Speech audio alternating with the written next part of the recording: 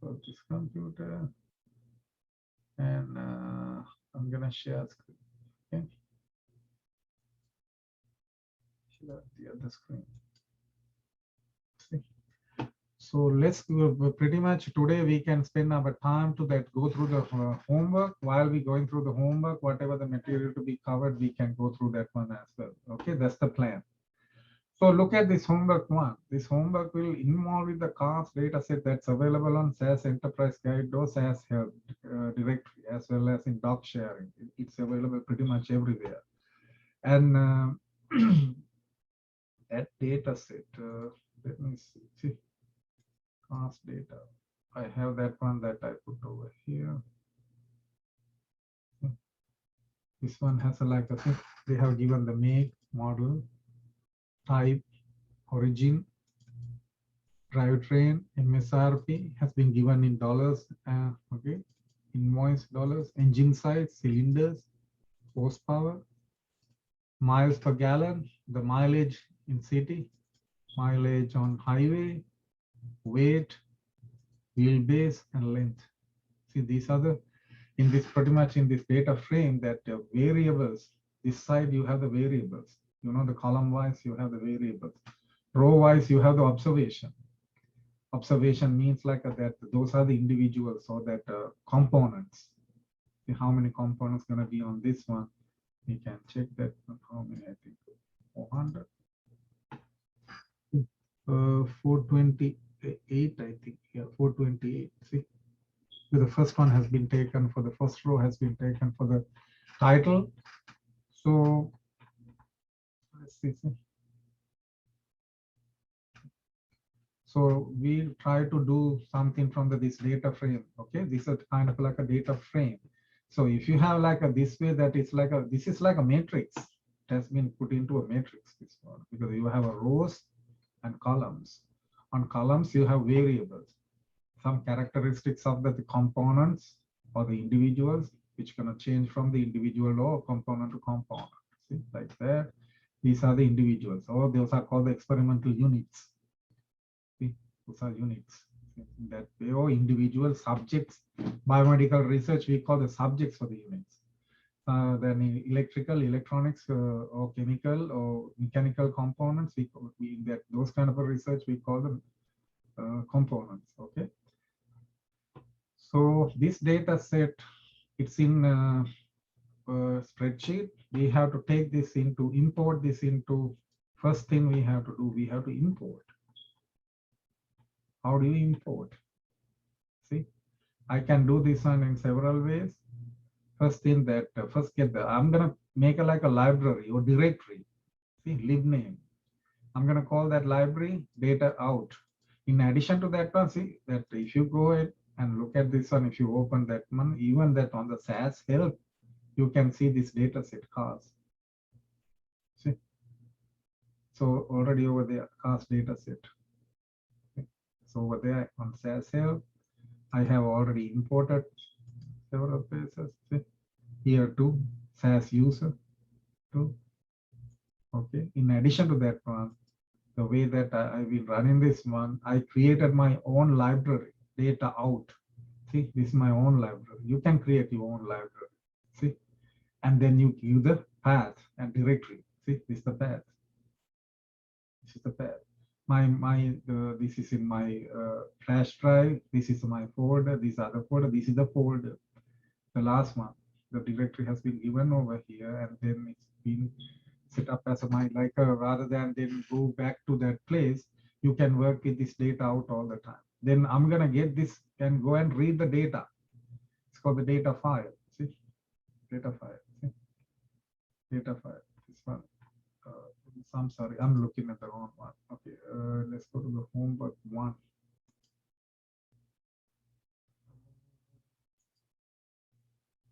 This one, we can read this one. Is that the one? No, that's okay. We were just talking about that, getting this answer. So I and 620, then this one. So if you put there, they put this one backslash or forward slash, it should work. See. See, normally in R we are using forward slash, here backslash. They both that should work. See, that's the directory. And then I'm going to input. I'm going to go to that one. I have a cast data being given in that CSV. See, that's the extension. See, that's the extension. We're going to talk about that one. That's the extension. Its identifier is CSV as well. See, CSV extension and CSV identifier. What that means, see, so you're going to go here and then take the data and then put it back into my folder, see, my library. And I'm going to call that one Sumit underscore cars. See, I changed the name. Instead of working with cars, I'm just showing you. If you want to, you can keep the same name, doesn't matter, to show you what's going to happen. Get this one and put it back to this one. That's why the out has been it being put it back into this one, and then it's going to be added to like another column in so sorry, it will be replace this cars. We don't have a cars over here. We that's a directory. So the cars.csv has been now given as like a Sumit cars. Okay. So DBMS, database management system, you have to include that one CSV. This is the identifier. This is an extension. That means I put over here DBMS, database management system identifier, specify the type of data to import. For example, DBMS, if you put the DBF, specifies to import the database, DBase file with an extension, that's the extension. This is the file type, see, it's the extension. For PC files, spreadsheet, and the delimited external files, you don't have to specify DBMS. If the file name specified with the data file. See, file name specified with the data file contains a valid extension so that the proc import can recognize that type of data. So that means that if you have, see, if you have, see, I tried that one in both ways. See here, oh, sorry, here, DBMS and with and without. If you give the extension, that's why they say, if you give the extension, see, if you give the extension, you don't have to mention about this one, because the computer will identify, the program will identify that one as the what type of that data. Okay, data file kind of valid extension. Okay. Okay, good evening, Angela. We just started and we just working on that homework one. Okay, you didn't miss anything. Okay, because everything has been even recorded. We just started. Okay, this we were working on this homework. Homework number one. Homework number one. Yes, homework number one. Yeah, this one. This is the one we're working on that. So we were talking about how to import data. Okay, the first we have a plan to talking about that one. It has this setup. This I created a library, and this is my data file. This is the name of the data. I'm gonna put that one and change the name. Okay, this one. And I'm talking about the DBMS here. Okay, so then the pretty much a similar fashion that if recognize the file name account.twk1 as a Lotus one spreadsheet. That's what I was trying to show you, that I have that. Hold on, I'm gonna show you this one. Okay. This is the identifier. See, in a DBMS identifier. I'm sorry. See, this is the identifier. This is the extension. If it is the Microsoft Access database, you put this one. This is the extension. This extension. This is the identifier. This is the DBF data DBase file. DBF. See, Lotus 1 spreadsheet, Lotus 3 spreadsheet, Lotus 4 spreadsheet, they go like the WK extensions, K1, 3, K1, K3, WK1, WK3, WK4. And Excel, you have XLS spreadsheet, see, version 4 or 5, version 4 spreadsheet. You can simply say Excel, this one. Even for the 545 Excel, any of these identifiers being, see, name with this extension, XLS. And even for the 97, you have to make sure for the identifier to say even the extension is XLS. If you are using Excel 97 spreadsheet, you have to put 97 to identify that one. Identifier is the one that we put here. See, this is the identifier. I'm sorry. This is the identifier. In this case, only in CSV, comma separated that the data. See, look at it, especially here. See, star, dot star. It's a delimited file. Default delimiter is a blank. Then you put that identifier DLM, delimiter. CSV, delimited file, comma separated values. Then you put the dot CSV as well. Tab, see, delimited file, tab delimited files. You don't put the tab here. You put the text txt. That's the extension. This is the identifier. Look at, this is the only one. CS is the only one which carries the same name for extension as well as for the identifier. Other than that, if you go ahead and check the rest of these, the specification for the DBMS on the sheet, you can easily say different name for the identifier and extension is different. See, they don't have the same name. See, except for this one. Sorry, except for this one too. Week one, WK1, K3, K4. I'm sorry, this one too. Yeah. See, pretty much other ones. See, these ones, especially that CSV. See, CSV. Okay. So that's why we have here. That's why I could mention here clearly. If you go to over here, data file, here CSV is to represent the extension. Here CSV represent the identifier. See? And they say that if you have extension here, you don't have to even have this DBMS. Okay. And the replace means what? Replace means that it's going to override. Okay. If you put the replace overrides an existing SAS data set. If you don't specify replace, the procedure import or proc import does not overwrite an existing data set. Okay? Based on what you have, what kind of a data types you have to make sure that you're going to put the correct identifier and based on the extension, you can put the correct identifier. So if they have that, on the other hand, this extension being already given over here, you don't have to worry. But then the data row means like I starting from the second row.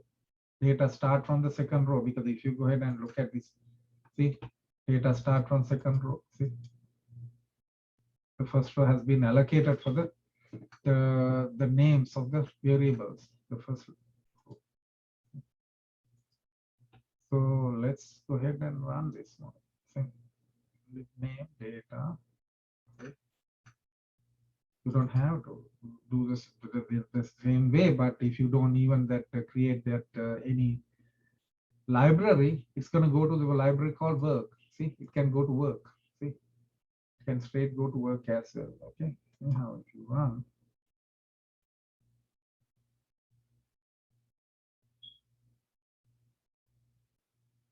see, that's the code, this is the log description. These are the results. There's no results. We have only output at this stage. Its data set has been already imported and then it's in SAS file. See? Now it's a SAS data set. See? Okay. That's the beauty of this, all the programming, because you have that data in another sheet and then you have already imported and then you are working with the huge massive data. It's going to be very useful because we're not going to plan to do anything by hand. Hands are used only to just to run the codes only, not to write in anything. We pretty much do typing only. Okay. So that's that. Okay.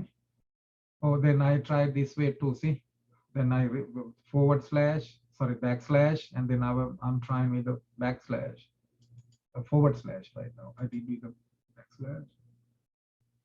Still, you're gonna get the same thing. It's working. Okay. So then I tried with without DBMS and this part. See, you don't need the DBMS. Okay. Get names means yes. Okay. Get name means that the names of the variables. Okay.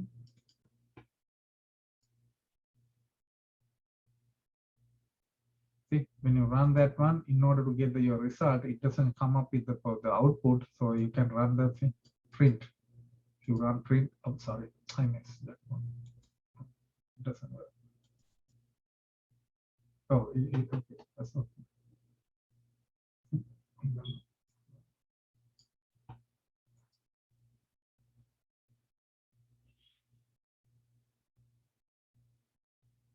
See, you can print too. See, look at the sheet very beautifully. That I mean, like, see, You have all the that variables.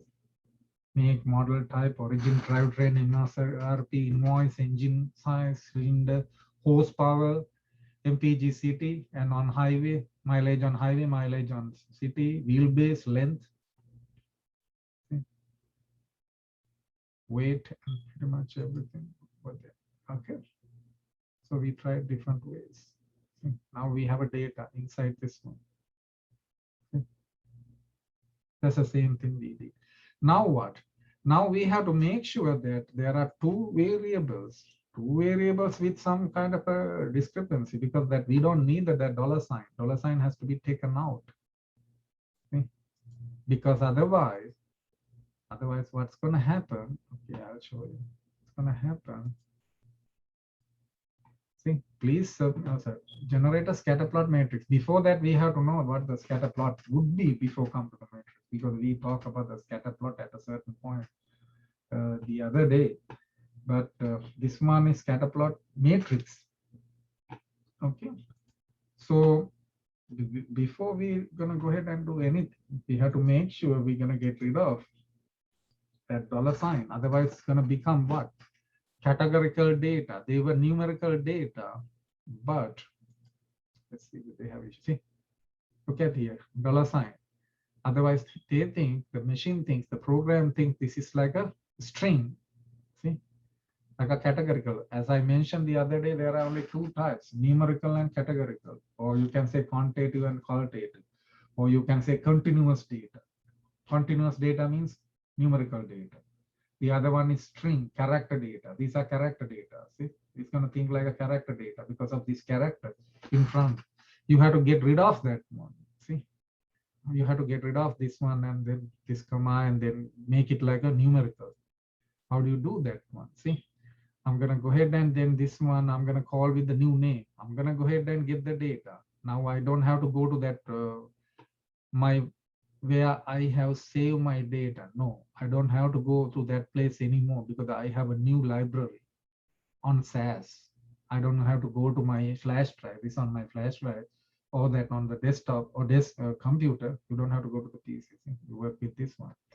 And even within that one, see, my library, I have a data called Sumit Cars. See, I have that one. So you can get that data. You don't have to give the, see, you get that data. See, you go to data out. See.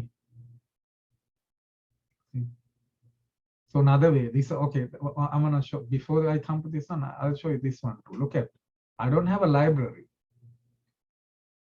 I pretty much keep the same thing. I'm gonna call that one out, put this one out. See, look at, I don't have this one. See, out, see this one. Out and call that one, not the data out of, not to go to data out. I'm gonna call that one to go to the wherever he decides to go. See, look at what's gonna happen, okay?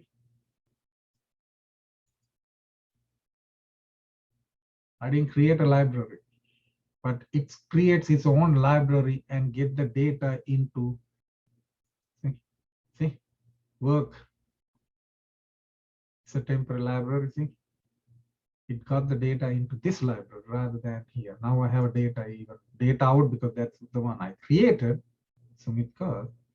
And instead of that one, he created another library by himself if I'm not going to specifically mention about the library. See, look at what I did. I didn't talk about the library. I just say simply go to this place, get this data, and then call that one Sumit Cars. Then he knows where to keep it. He keep that one in this work directory, this library, directory, the path, okay? See, that's another way to import in data and then work with that one. Or simply you can go to this library and then get that one too. Go to SAS cell. That one has a car data too. Go to SAS cell.cars. That's it. That will give you the data. Okay. See? Several ways we can get this done. Okay. There's no any particular way. That's the beauty of this programming. Not like mathematics. Mathematics like perfect.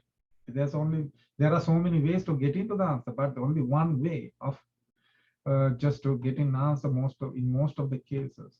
Okay, but here in statistics and data analytics programming very flexible. You can create your own program, see, and then tackle the any way you want. The main thing that we got the data any way you want and put it in any place you want.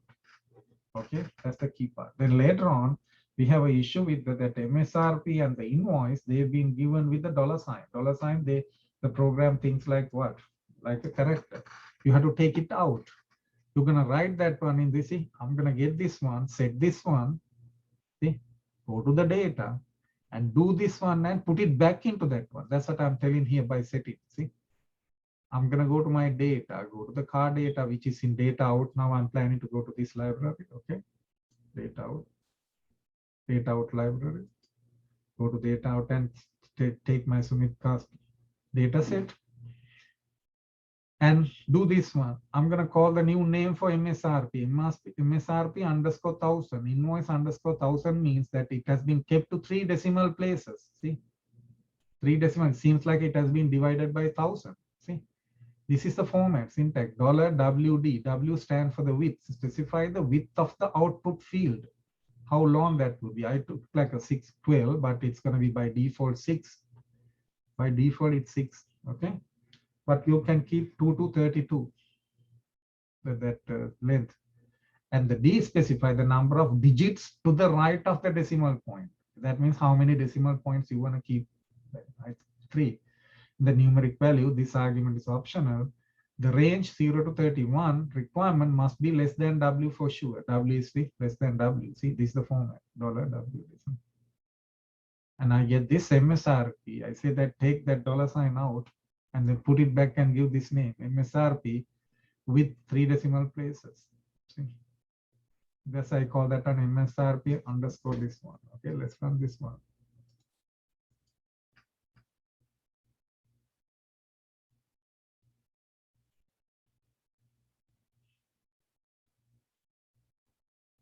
Okay. Oh, okay. Okay.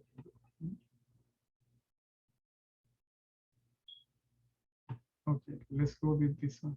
See, 2 new variables being no. See, 2 new variables being added to the data set. Okay, I'm gonna go back and run something else. Okay, let me see. Data out. I wanna see the data clearly.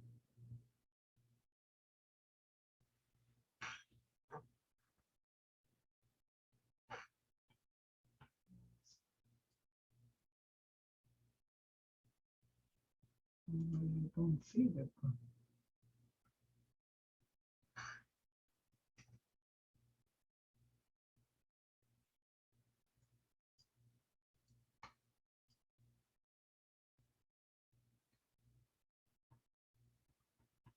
Let me see. 428 data. Okay. Yeah, invoice. Yeah, 3. See, let me see. I wanna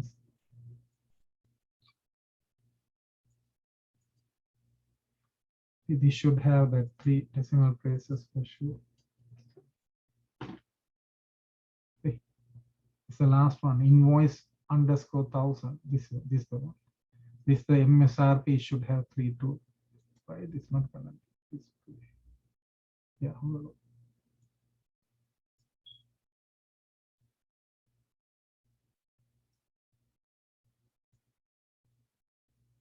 Yeah, there you go. Okay, see, 3. See, this MSRP underscore.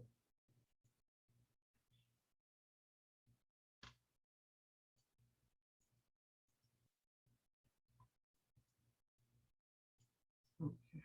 Yeah, at least we can see 3. See, 3 MSRP underscore. This one invoice underscore. That 1000. See, no, these 2. I'm talking about these 2. After length, this is for the field base.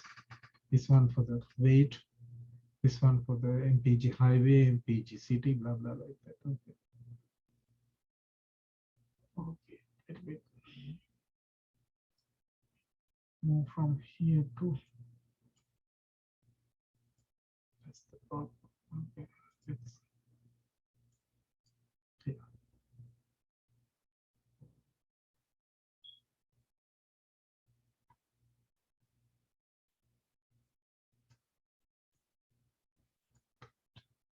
That one to make it clear. Okay. See. So we did that one for sure to that get rid of that see dollar sign and then this see that's the format. Okay, dollar W. See, if you want to put the comma, you can use the comma W dot D. Okay, like that. See how many. That means for the number, how many that the output, the width of the output, how many locations? 12 location. I picked that one. By default, they give the 6. Even the 6 might gonna be enough for us to get this one. Okay. Once you do this one, let's print this one little and see.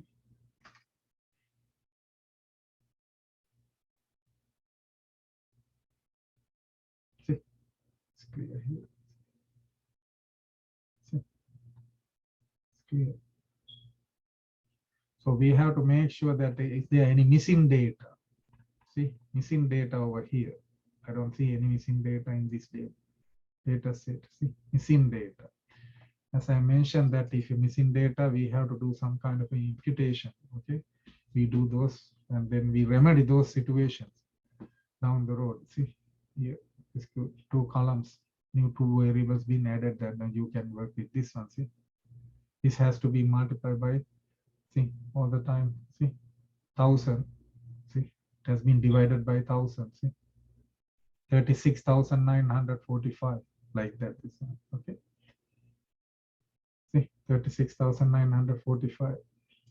Now it's 36.945. And that means that if you want to get the real value, you have to multiply that by 1000 and then put the dollar sign. Okay.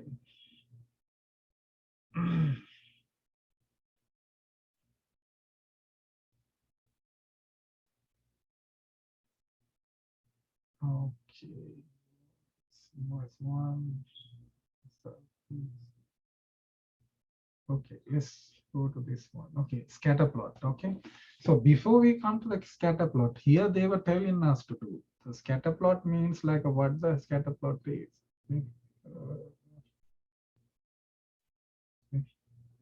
They were asking us to make the scatter plot matrix on these MSRP, invoice, horsepower, MPG, and MPG highway. You have to remember, we built up this discussion in the very beginning. That we had like an empty model, then we had like a group model, then we had a regression model. I'm on the regression model. That means you whatever you're going to put y-axis and x-axis, both should be quantitative. That means that both should be numerical. So this numerical, numerical, numerical, numerical, numerical. So what we're going to do, we're going to get two variables, one at a time, and draw the scatter plot. That means you have seen the scatter plot earlier. Let's say that you're going to get MSRP versus invoice.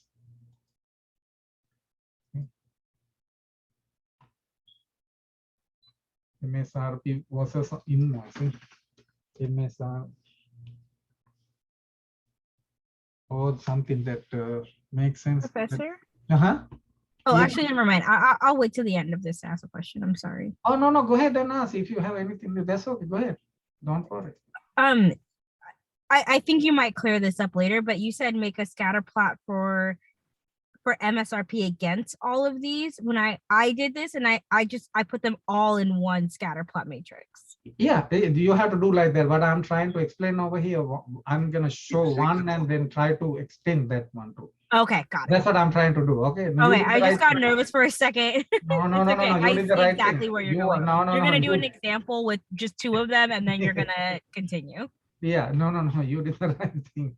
You are on the very right track. You see, look at we have got everything here. See, we got everything. Okay, but what I'm trying to say, let's say that MPG, they say that MSRP 1000 versus, if I'm going to do MPG city, sorry, horsepower. If something makes sense, I'm going to get first, okay. That MPG city with horsepower or something like that. MPG city versus horsepower. This one, see, Y, MPG city versus X variable would be horsepower. See. Then that means like you're going to have something like this. See. Scatter plot. That's the scatter plot. See? If you have like a scatter plot for pretty much everything, we call the scatter plot matrix. For this one, you can remember what we did. See, you got the it's mean, and you got the mean of this guy X bar. Can you get that one? Yes. And then we got the best line pretty much going to go through that center. That's called the fitted line. It's the fitted line. It's the fitted line, and that's the regression line.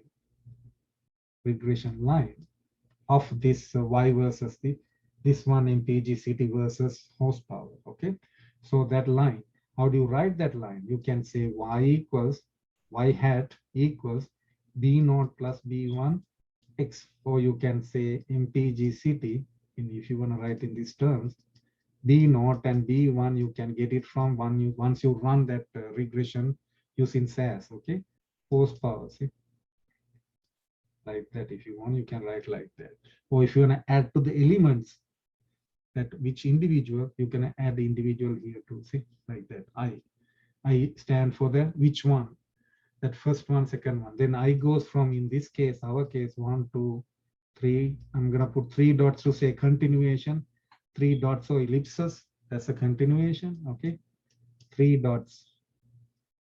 You always put the 3 dots or ellipses for the continuation. Continuation. Okay, and we had, I think, 428. See, that's my model. That's my the fitted line equation. Equation of the equation. I'm going to write it the abbreviated format. Equation of the fitted line.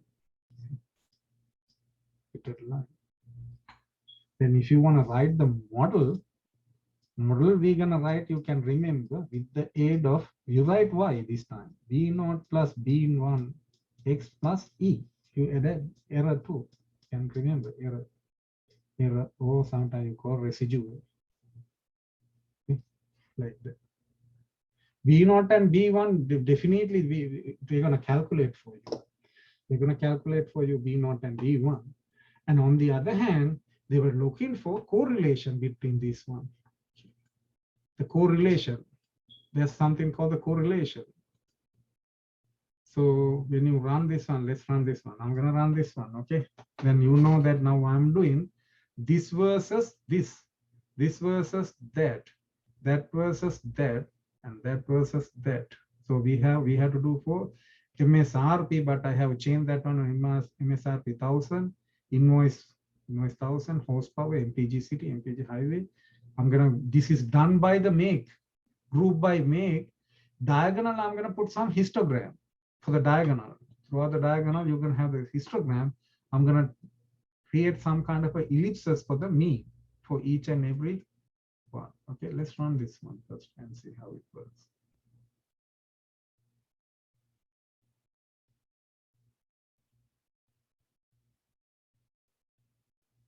See, so the histogram has been drawn. MSRP to not MSRP. Histogram has been drawn for the MSRP, that 1000.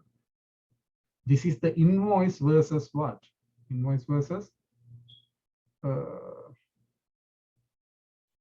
sorry, invoice, this one, invoice versus MSRP. See, MSRP, invoice versus MSRP, horsepower versus MSRP, city versus this one, highway versus this one.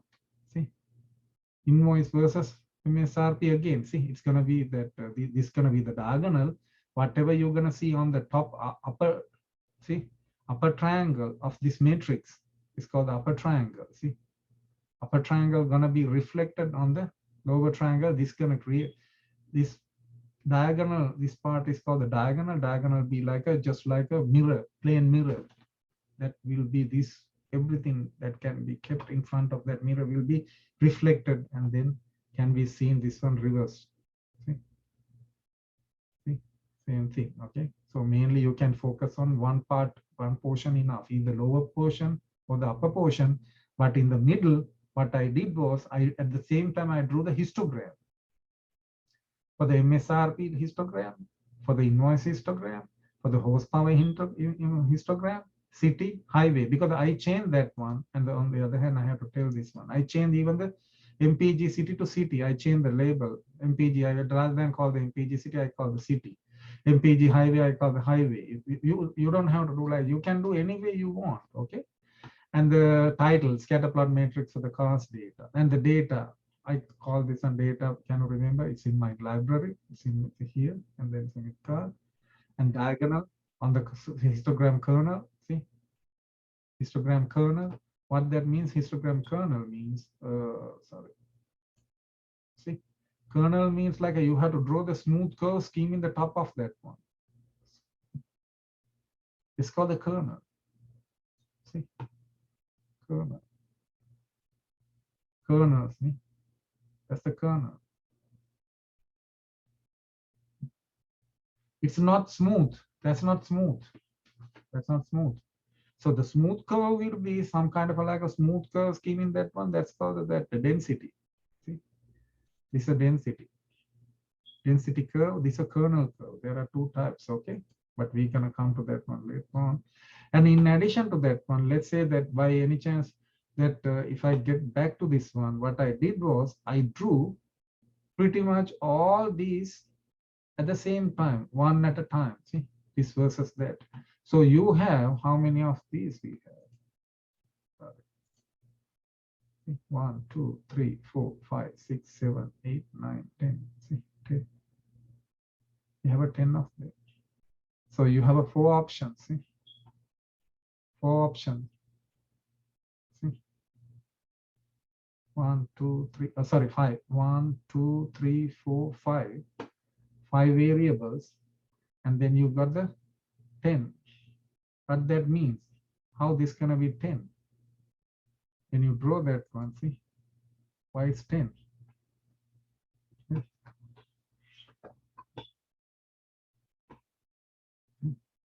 That means that what you did was, see, you had a 5 variables. 5 variables. Out of 5 variables, you're gonna pick 2 variables at a time. Variables at a time. See, it's called what? Combinations. We're gonna see how many of scatter plots you can draw. I choose 2. Some people write this way. If I choose 2, some people write this way. C for the combination. I choose 2. This for the combination.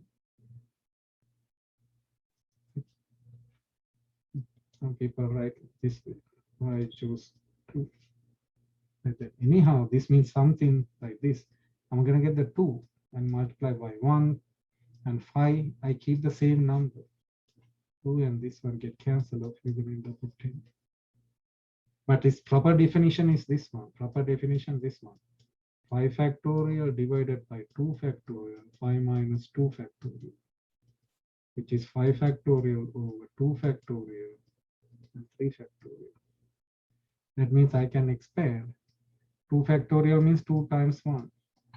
3 factorial means I'm going to keep the 3 factorial as it is rather than simplify.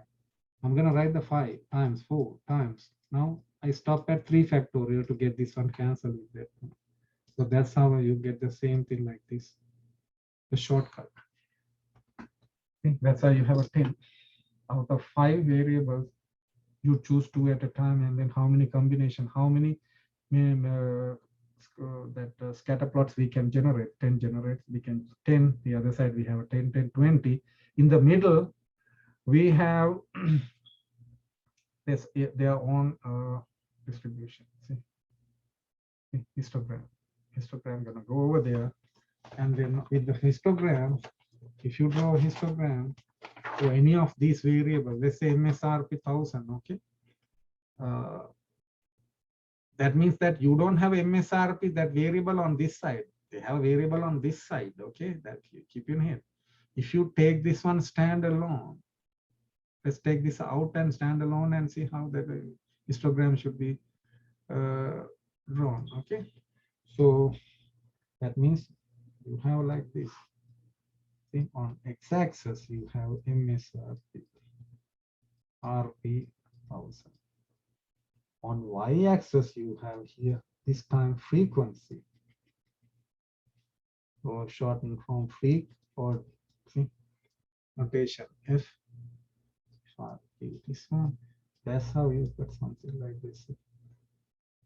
Rather than working with this, all the raw data you condense and put it into the some kind of a classes and then draw this program. And later on, what they did was they got something like this. That's called the kernel. Think like that. Try to get as much area as you can under that curve, called the kernel. That's the kernel. But you can, instead of that one, you can get a smooth curve scheme in the top of that one rather than that one. See? Smooth curve. I'm gonna get a smooth curve scheme in the top of that one. See? Hi, Professor. Mhm. I have to leave, but this is lining up very well with the work I've already done, so I feel pretty comfortable. And I'll review the rest of this class. Sure. Thank you. Okay. We're gonna record that one. Okay. Thank you. All right. Thank you. Thank you. Have a great good day. Good night. Thank you very Okay. much. Yeah. Bye. Okay. Bye. So this one called the smooth curve. Oh, this one called smooth curve, or we're gonna call the density curve. Density curve. There are two types of curve. Okay. That's why that when you write a certain equation, let's say that I'm writing that simply that 3x squared. Okay. Y equals 3x squared for certain reason. This part they call the kernel of that function. This part called the normalizing constant. That's what I'm normalizing constant. Constant. That means you can simply say y is proportional to, this means proportional. Proportional to x squared. That's enough. Like that sometimes. Okay. That's the kernel. So see this one. Okay. So, so then we can find in regression the strength between another one. I have to find over here the strength. Let's say that how could you gonna find the strength between this? If there's any relationship between these two variables, how much would be the strength? How strongly they are related to each other? How could you gonna find that one? R of any two variables. You can see that down the road. R variable, how to get the R variable. See how to get the R. See, you can see that one from this one. I'm going to show you something. See, R is this one. See, you go to see, get the x data minus its mean value divided by its standard deviation. See, it's a standard deviation formula. You can remember the other day we did. It's a variance if you take the square root on standard deviation. You do the same thing for the y variable and divided by one called the, see, it's the strength. This is the strength. How correlated this one? The correlation coefficient. Can we calculate that one? We can calculate that one too. Down the road, we're going to come to that one too. Okay. We'll come to that one too. Okay. For time being, we're going to see, we look at this one. You can easily say that by looking at the correlation, if you know the correlation coefficient, and on the other hand, when you calculate that one, let's say we're going to run the program and calculate that one, but they use this formula. See, x minus x bar divided by standard deviation, y minus y bar divided by standard deviation for each and every pairs, and then sum them up and divided by n minus 1 would give you the correlation coefficient. And the correlation coefficient, based on that one, how could you gonna determine how they are, what the strength would be? This is the ranges. I'm gonna show you the ranges for R. That will determine you how they are related to each other. Correlation coefficient, let's say by any chance you calculated that one, greater than, it's going to be from -1 to +1, -1 to +1. These are the thresholds: 0.7, 0.33, negative 0.33. I didn't put the other three, 0.7, negative 0.7. Okay, those are the thresholds. Let's say that what are the ranges? Greater than 0.7, 0.7 not included. The variables are positively, highly positively correlated, highly. Okay, this should be highly here too, highly. Greater than 0.7, not included. Is 0.7 different story, highly correlated up to not even one not included. If it is one, we're going to say that perfectly positively correlated, perfectly. This one perfect. It is between this range, excluded and included this range. Sorry, not in this one excluded too. Okay. If it is completely one, it should be perfectly correlated. That means it's going to fit in into very well, like the something that you see over here. See, look at that. Positively, see, this one is positive because it has like a this slope to the positive side of x, not to the negative side. See, some of these are, see, sometimes we don't see this one. Look at this one. This one, see, higher the value of this one, higher the value of this, see, horsepower, lower the value of, see here, sorry, higher the value of horsepower, higher the value of MSRP, higher the value of invoice, higher the value of MSRP. See, they pretty much the same thing. That's why they were so perfectly correlated. This invoice 1000 and MSRP 1000 means this one. That means this one gonna go to the x-axis. This value gonna go to y-axis. Then you can say higher the value of this one, higher the value of that one. See, you can see they were going that way. And this one pretty much the same way. Higher the value of horsepower. See, higher the value of MSRP. See, higher the value of that city mileage. See, what happened? MSRP. See, MSRP go this way. See, this is higher. The increase in this way. Mileage. Higher the mileage. See what? This one, the way that the data, if data were like this, and they were going down, to lower the value of MSRP. This one, the same thing. Sometimes they don't fit in into a straight line. That's why we're going to do some modification down the road. Okay. This one fitting into some kind of a curve, not a straight line. You can see clearly. See, very clearly you can see. Those remedies we're going to discuss later on. But in this homework, you should describe everything. In order for you to describe and then make a like a good explain everything very clearly, you can just get a like idea about the correlation. That's what I'm trying to do over here. See, this chart might gonna be very useful. So when you get the correlation, then I will show you that in order to get the correlation as well.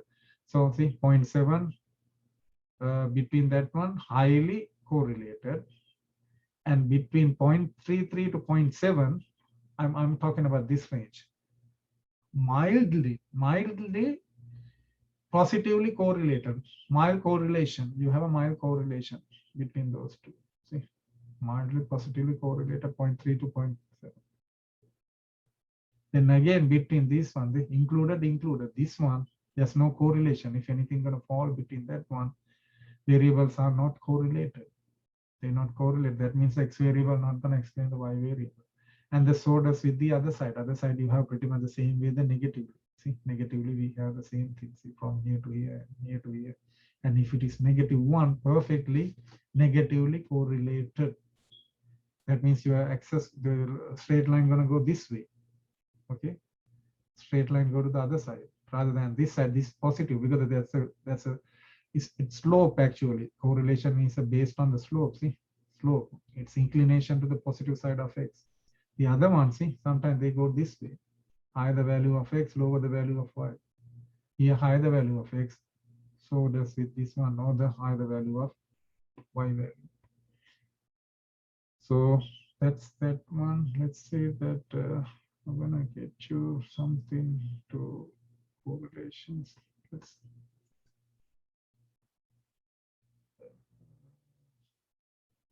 get data.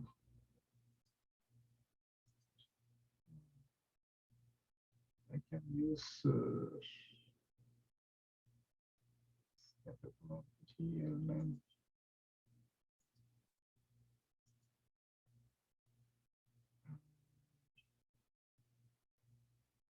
This one we can run principal component and get that one. Okay, go over here, go to code, go to ellipses. I got the, and on the other hand, this is the ellipses I got on the mean. See, look at the mean. Sorry. Do you go to the see? So mean here, see? Should be ellipses. You can create the ellipses at the mean. Okay, at the mean, but it's not clearly mentioned over here. That's okay. It's not clearly over here. Normally we can get the mean, the ellipses to cover the mean. That means that we're gonna get the something called the confidence regions. So you don't have to that much worry about that one. Okay. So if this is missing, okay, let's see this one. Data. I'm gonna get this data.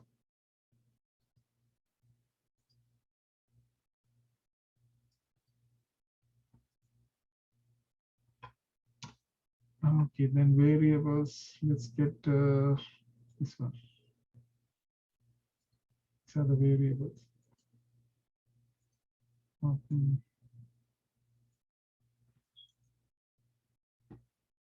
Oh, I put the wrong place.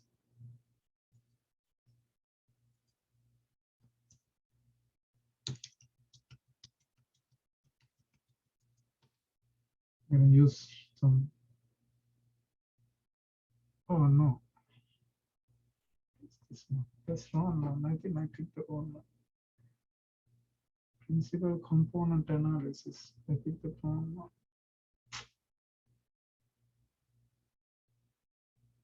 GPC. Let's see, it's easy. You can put the correlation too, but I wanna go with the no, not this one. Sorry. With the something with the principal component analysis. I wanna show you that one.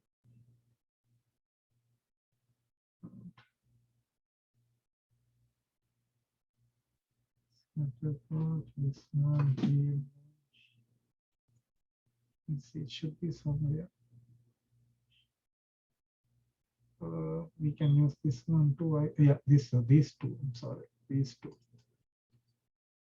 These two. Not this one.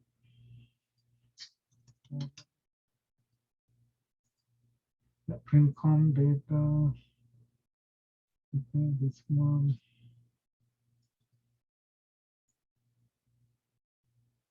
Okay. And this. So this. This okay. Okay.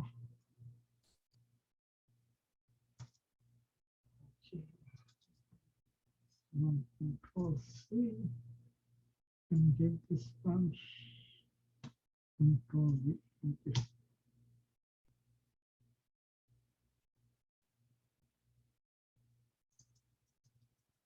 Okay, get this one, then here they do the same thing. Control V.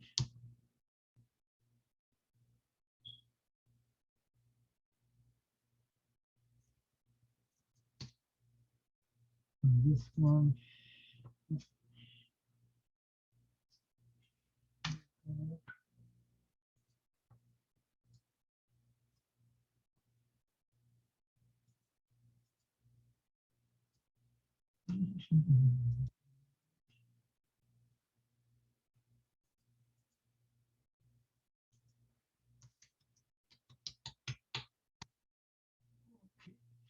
So we can use either this function or yeah, among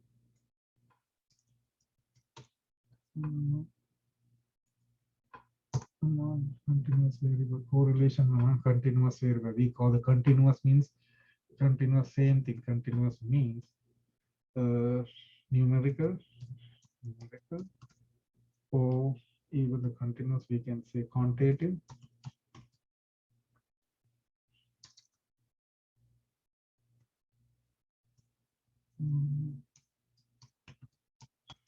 Quantitative variable.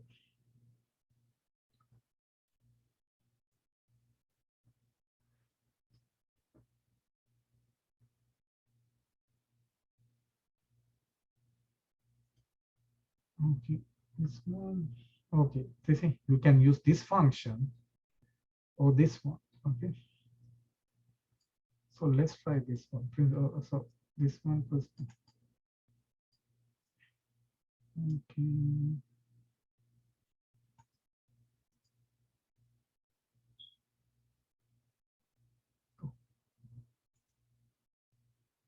MSRP. MSRP 1000. MSRP 1000.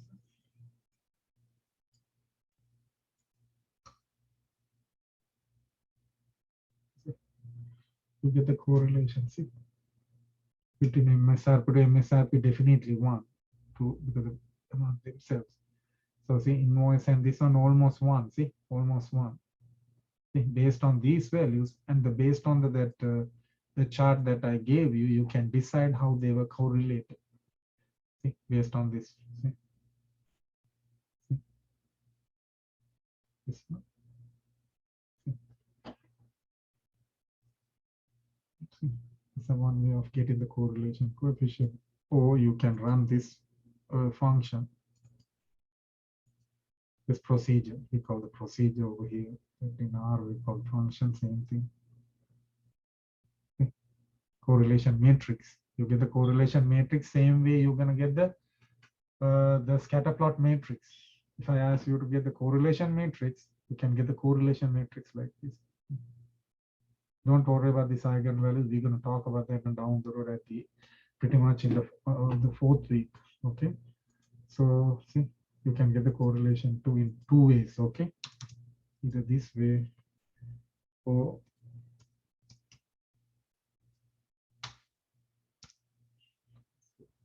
correlations. You can get the correlation all the way up to that one. We were still talking about the number one. Okay, it's number one, scatter plot matrix one. Scatter plot matrix. So I'm gonna put over here. This we got the data, we got the data, we got data, we got data up to here. This one is one. I'm gonna label this one one. So that's one. See, up to here one. We can talk about so many things. See? Not this one. I don't need this.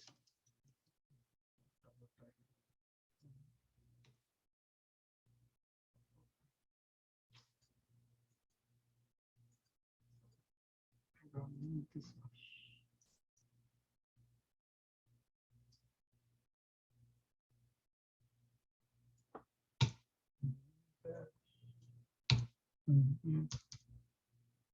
Okay, up to that point. That one. Then what? Then number two. Number two was talking about. See, it's done. Now you can talk about that. It's you can talk about. Look at here that in this answer that description. See, in the data set pertain to this one, it should be noted that. Okay, sorry, that you can talk about there. See how they were related. See, this car invoice and the horsepower, the more expensive car is, the more horsepower it has, like something that you can explain that one by based on the R and give like a good elaborated explanation about this graph. See, look at this one. They were not fitting into they were negatively correlated, but still they're not going to fit in into a straight line. That's why this kind of a situation to be remedied later on. We cannot fit in into this one the way that we did over here with the same way like a straight line. No, we're not going to do like that later on. We're going to go to curves, not like this kind of a equation. Here B0 and B1. Then let's say that you need this straight line, this one. How could you going to get that straight line? Let's say that in this case, one of these cases, you need that one of these cases that you need the straight line. Straight line. How could you going to get the straight line? How could you do that one? That's the one that we're going to do in that regression. Let's say that, see, sorry, this one, I'm going to get this one for you to see something. I'm going to go ahead and copy, and then I run that one 2 under 1 still. Okay, I say that I'm interested in just pick two of them. Data set Sumitka. It's called GLM. GLM stands for General Linear Model for Regression. This is what I'm trying to do. I'm trying to write this equation. I'm really interested in writing the equation of this one. That means I need B naught and B1. I need B naught and B1. How do you get that one? By running regression. How do you run regression? You can run regression in two ways as well. I'm going to get that one too. Okay. Why I put shape? See, I'm going to get this one and put it over there under. We are assuming that we are still on one. See, see, okay. See, this one, and this one. Okay. So data, this one, MPG city versus engine size. Let's get that one. And I'm going to say bivariate regression model predicts gas mileage using engine size as predictor. That predicts, sorry. Bivariate regression model that predicts gas mileage. Gas mileage, you can pick, if they're going to say gas mileage, you can pick either MPG city or this one. Gas mileage in city, I'm going to say city gas mileage. City using engine size as predictor. Predictor means X variable. There's another name, explanatory variable. So, okay, they have several names for that one. Okay, okay, I'm gonna put that one for your convenience as well. Over here, when you have a y-axis, x-axis, x you can say independent variable, independent. Okay, or explanatory variable, or regressor variable, regressor variable. You can tell that one. Okay. There are several names for that one. This one, why we're gonna say response. You can say response variable, dependent variable, or regress variable, regress variable, like that. Then you can have this line for time being that you get that y hat plus b naught plus b1 x. Let's say in our case, we were thinking about getting this done between MPGCT versus engine size. Okay. MPGCT versus engine size. I'm going to do the same thing again here. Okay, using that procedure. No, it's the same thing, bivariate. Bivariate means two variable. Okay, bi means two variable. Bivariate regression model that predicts gas mileage in city. If you want, you can put the title, make it nicer. Engine size, that's it.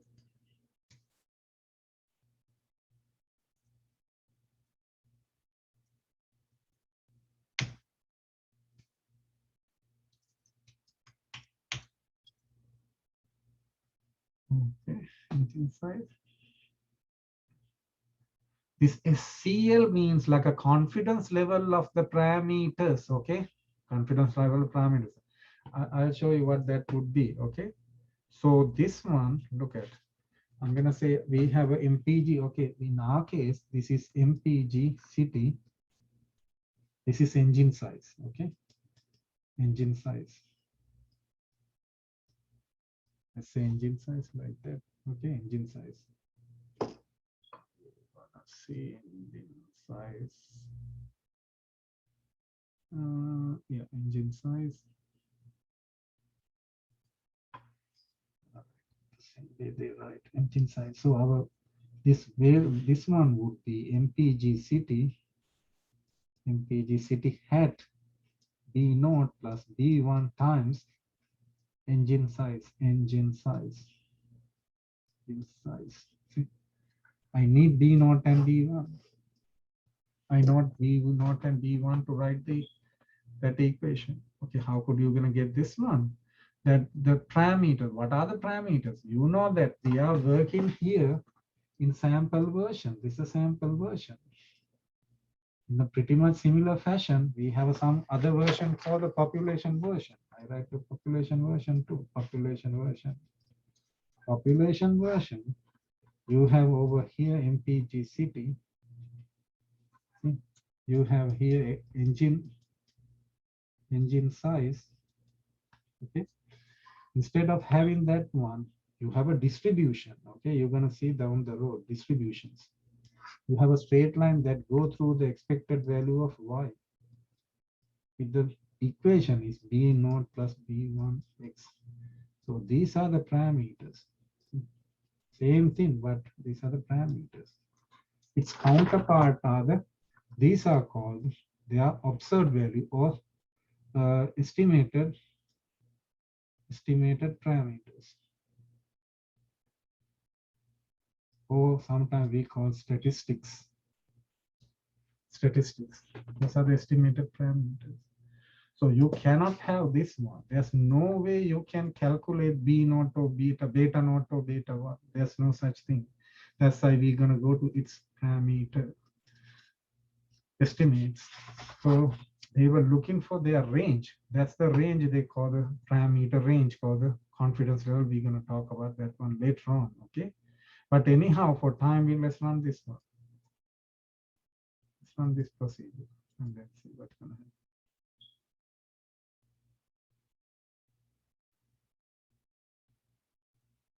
Look at, I'm going to go here, this table. See, this is B naught. Intercept means B naught. This is B1. This B1. B naught, I'm going to keep that one to 2 decimal places. 30.7, 30 point. Okay. So I'm going to write here MPG city. Okay, I'm going to write and show you. Okay, MPG city hat equals 30.78 minus 3.35. 3.352 times 2 times engine size. Let's say that I'm working only 2 variables. Okay, engine size. Okay. This is how we're going to write the equation. See, B naught is this one, B1 is this one. When you put the confidence level, see, they show this one. That's what the parameter confidence means. This one will do that one. Confidence level of parameter. They say, don't give me estimate only, give me a range. Give me range 29.79 to 31 point range. Within that range, your estimator gonna occur. See, same thing over here. The rest we're gonna talk about that one later, but for time being like that. See, I ran that one, I get my values. So I'm gonna get this done using the same using the red procedure. Look at what's gonna happen.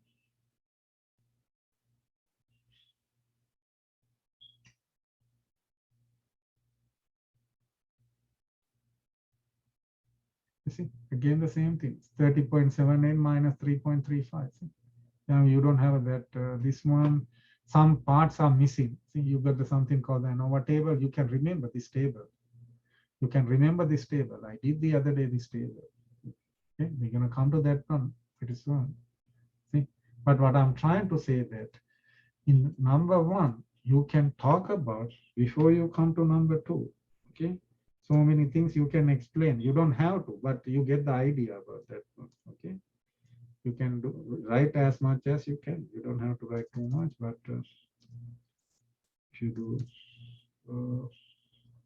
I'm gonna give the full credit. So okay, whether you write a lot or just a less doesn't matter. Okay, I need these codes, and then I would like to just if you're gonna organize them and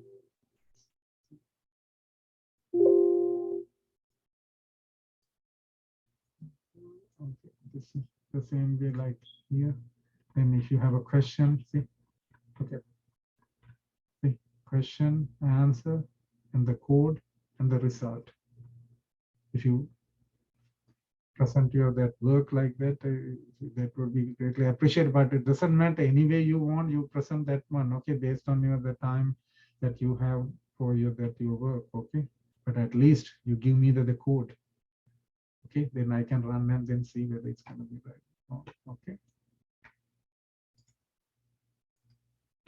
So see here we talk about several things. I got the regression, I got the strength, correlation.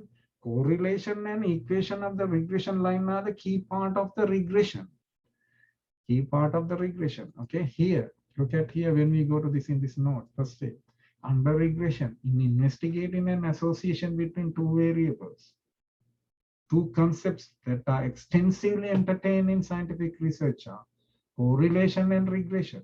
See, correlation and regression. Do we know how to get the correlations coefficients? Yes.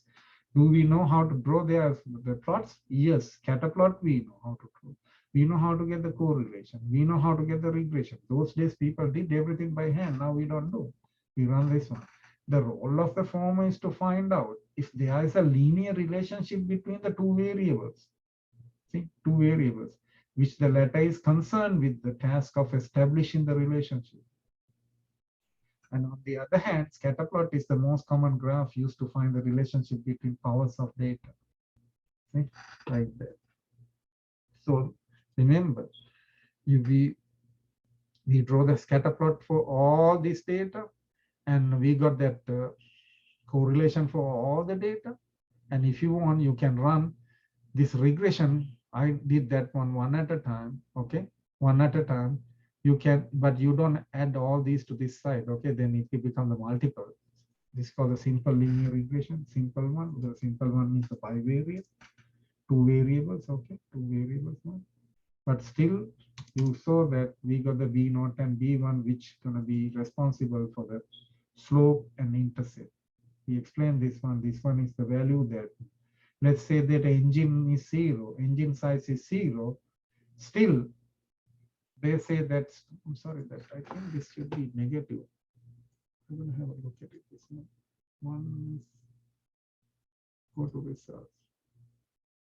Okay, 30. See, even if, see, look at this one. It's very interesting. Even if, see, what's the physical interpretation? This one, when the engine size is 0, still MPGCT is 30.78. That doesn't make any sense sometimes. You might be thinking, what is this? How come it's going to be engine size? What is the interpretation of this value? This is the value of MPGCT when engine size is 0. When engine size is 0, still they have MPGCT. See? That doesn't make sense. That in such a situation, you can remedy that one by just subtracting the mean from that one. No, we have so many other procedures. Okay. Negative means this one. Negative tells us it's going to be not lying to this side, lying to that side. See, you're going to get something like this. So that one, you're going to get MPGCT. So your line, and it comes like this. See, this one, you have MPGCT. That's a Y variable, X. See, engine size, larger the engine. See, lower the mileage. See? See? This value is going to go and hit on here. This value, when this one is X, that value is the 130.78, 30.78 mileage. See? The slope, see, the slope, rise over run. See, slope, rise over run is how much? Negative because the inclined to that side 3.52. See, 1 unit, the increment of 1 unit for this one. See, the mileage, how much it's going to go down. Every time you're going to increase the engine size by 1 unit, its mileage going to go down by this much, 3.52. Go down. See, every time that for different cars, okay, for that their production, that engine size, if they're planning to that increase by just by 1 unit, that the mileage going to go down by 3.52 based on the given data. Okay. That's the physically you can interpret that one too. And mathematically we write like that. You can draw that one. You can see the scatter plot. So many things you can do. Okay. It's not a big deal. Okay. So let's go to number two. Number two and see what they really need for us to do. Number two. Number two. Yes, number two. Number two. Number two. Look at number two. Use the t-test to accept or reject the statement listed below. State conclusion using the terminology of hypothesis testing. There's no difference in mileage between the front drive and all-wheel drive. Note, you may use the either highway mileage or city mileage for mileage. See, either one. Since they said mileage, you can use the either one.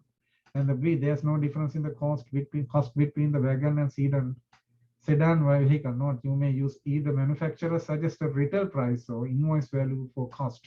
When they say cost means either MSRP or invoice, either one.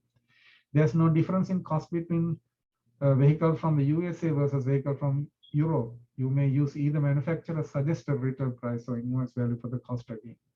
How do you set this up? That's the one that we really need to have a look at it. How do you set this up? Okay. You can write in plain English, like the way that we did over here. Sorry. Not here. Okay. Not here. Is just the code I'm going to show you. See, number two. See, plain English. H naught. There's no difference in mileage between front wheel and all-wheel driven cars versus its counterpart. There is a difference in mean mileage, okay? Mean mileage, not the mileage, mean mileage. You are talking mean mileage between front wheel and all-wheel driven cars.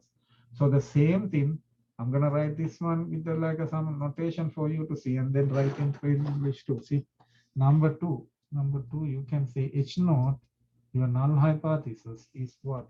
You're going to say mu A for the front wheel versus, I'm going to see, they were checking with the front wheel and the all wheel. See, front, I'm going to put mu F.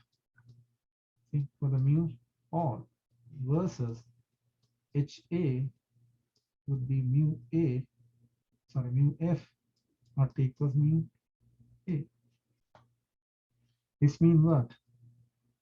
The average mileage, okay? Average mileage. I'm gonna say MPG city for my convenience. Anything MPG city, or you can use the MPG highway, MPG city. Okay, average mileage. Okay,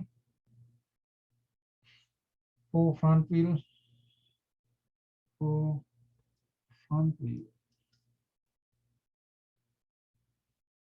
driven cars, and A is what? Average mileage.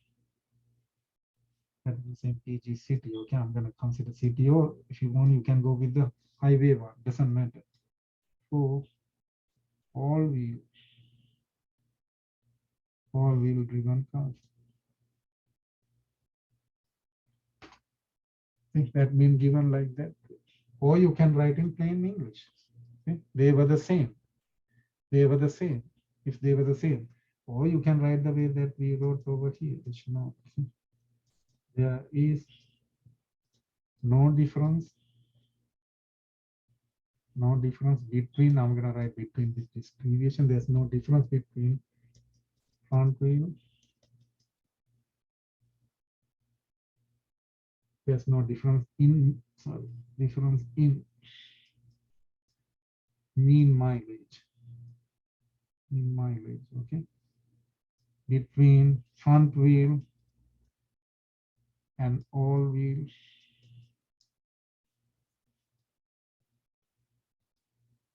driven cars versus HA, its counterpart. There is a difference.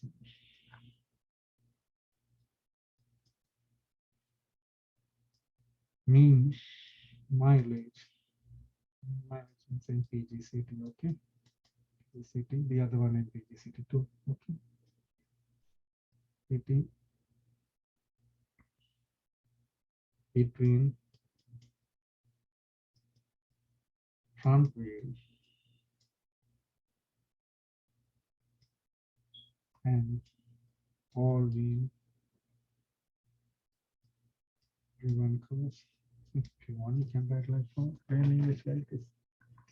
In mileage means MPG city, MPG city. Okay. How do you get this done? In order to get this done, you need the something called T. Look at the T. T value, I'm gonna write like this way. T means like T test, T statistics. You need, in order to run this one, you need the T statistics. How do you, what that means? That means I'm gonna denote Y. Y is my this one. Okay, you know that Y.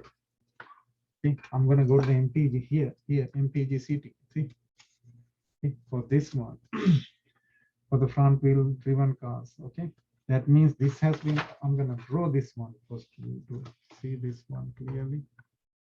Okay, then you can see this one. What I'm trying to do, you can see clearly. This is what I'm trying to do. Okay, look at here. We have MPG city on MPG city. You have here, and on x-axis, this time you have what? Not the front wheel or all wheel drive means like a, that has a name for that one. Let's go to the data set. See, drivetrain, drivetrain. It is not numerical. It's not numerical. Okay, this is not numerical. It's not numerical. See, drivetrain, drivetrain. Drivetrain has three options. One front wheel, the other one rear wheel, the other one all wheels. See, this one front. This one, I'm going to put the all wheel here for your convenience because those are the two that we're going to try to compare and contrast. Okay, all wheel, see, all, and then rear, like this. Then you have the data like this. You have a data like this. You have a data like this. See? I think I'm gonna think this is for the population version. Population version. The population version, they were fitting into not the data. Data, we have infinitely many data. Those can be expressed by some kind of a histogram like this. See, histogram. See, you have all the data, infinitely many data. So does with this one. See, infinitely many data being fitting into a what? Histogram. See, we draw histogram for that data. See, that data. And then you get a smooth curve scheme in top of that one. And then we go to the center and its center as well. See, so we're gonna call this one mu F. That's the part mu F. This is the one mu A.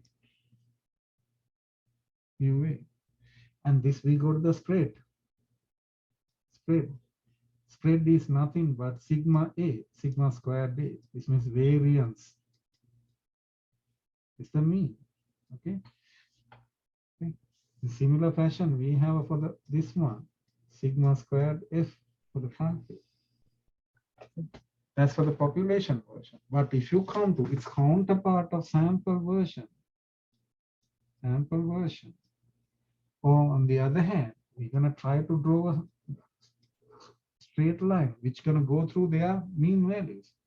That's mean values. See? That's a regression. Okay.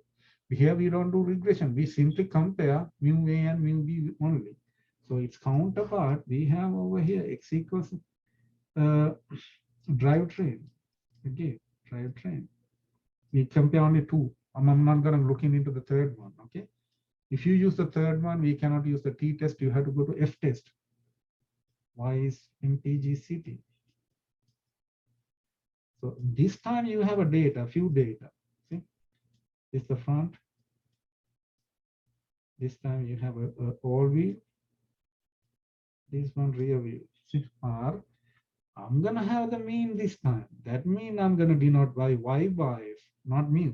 See, this means sometime I call Y bar A. See, look at that. That's the mean of sample version.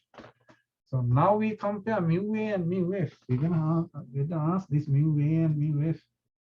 Mu F and mu A are the same. See, that's the hypothesis. That's the H naught. In order to get this done, H naught run the test. You have to write the something called this picture, this whatever you see over here. This is the thing being checked for the population version. Population means, see mu stand for that one. In addition to that one, I have another two here. S squared Fn squared A. That means what? The variance. But this time there's a sample variance. This one for the sample variance as well. Sample variance. Sample variance. This one is a mean. Sample mean. Sample mean. It's a sample mean. Sample mean. But you test not the sample mean. You test the population mean. It's a population mean. Population mean for front wheel. This one population mean. See, population. This one population variance. This one population variance. See?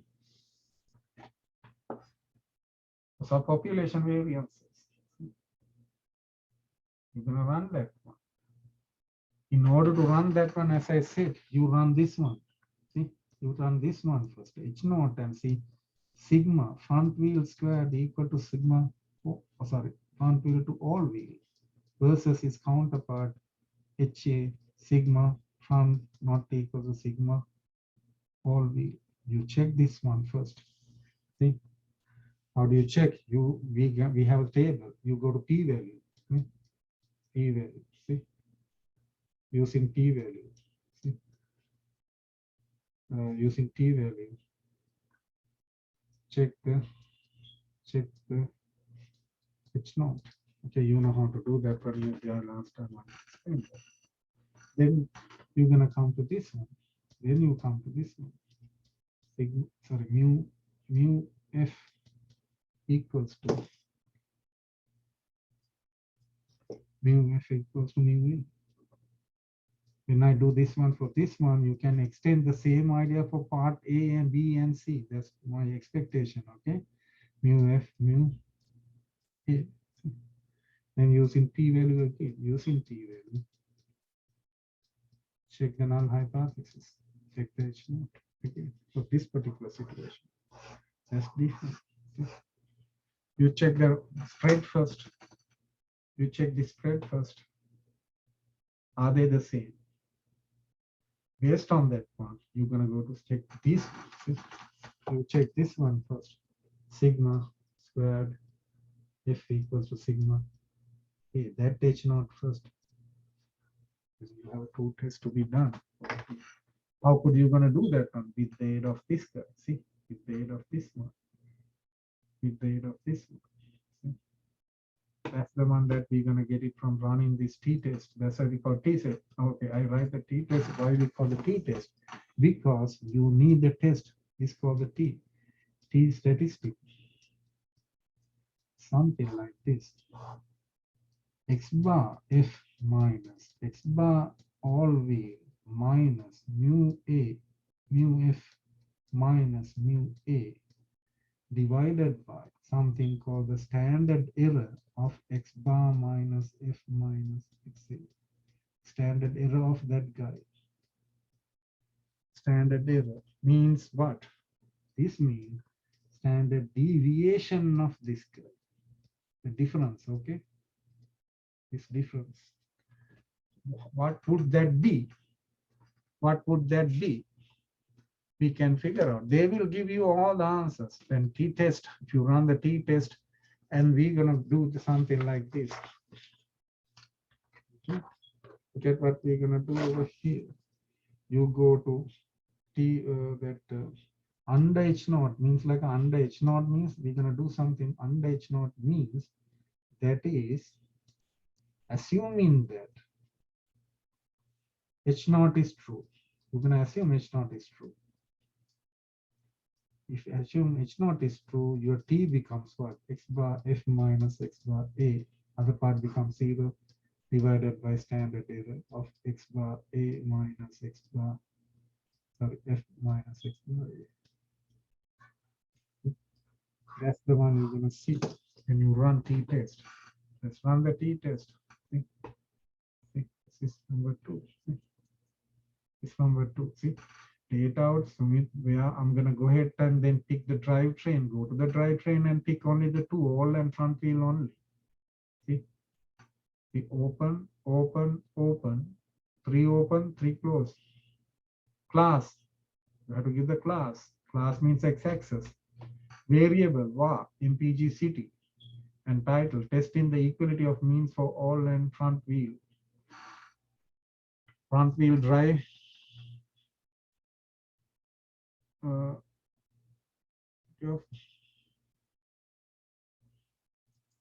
means of mileage, that's not right, means of mileage for all and front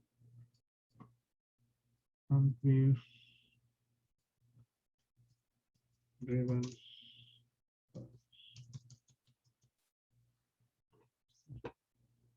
on the t-test and see.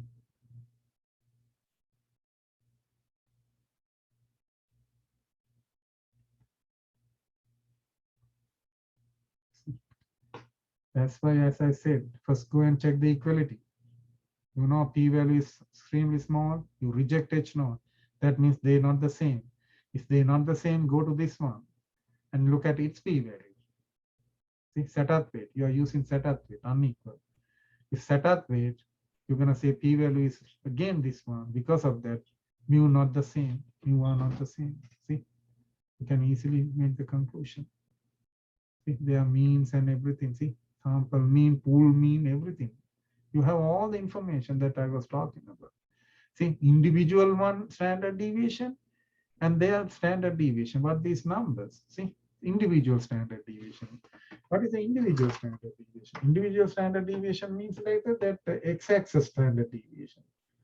So standard deviation for the all wheels, see, all wheel standard deviation, see, individual. I'm talking about this one, okay? I'm talking about this guy. This one, sorry, see, this one, this one, this one, this one, and this one. Those are the one, and this one. This difference, this guy, this guy, this guy, this guy, and this guy. All these are not, there's no way you can access this one. That's why we go to the estimate. But all these are very clearly displayed on this one. See, okay, very clearly displayed. See, all wheel. How many that all wheel driven cars? 92. How many we have the front wheel one? 226. See, 226. The rest would be what? The rear wheel. And they are mean. This is nothing but, I wrote this one, y bar a, y bar a. See, y bar a.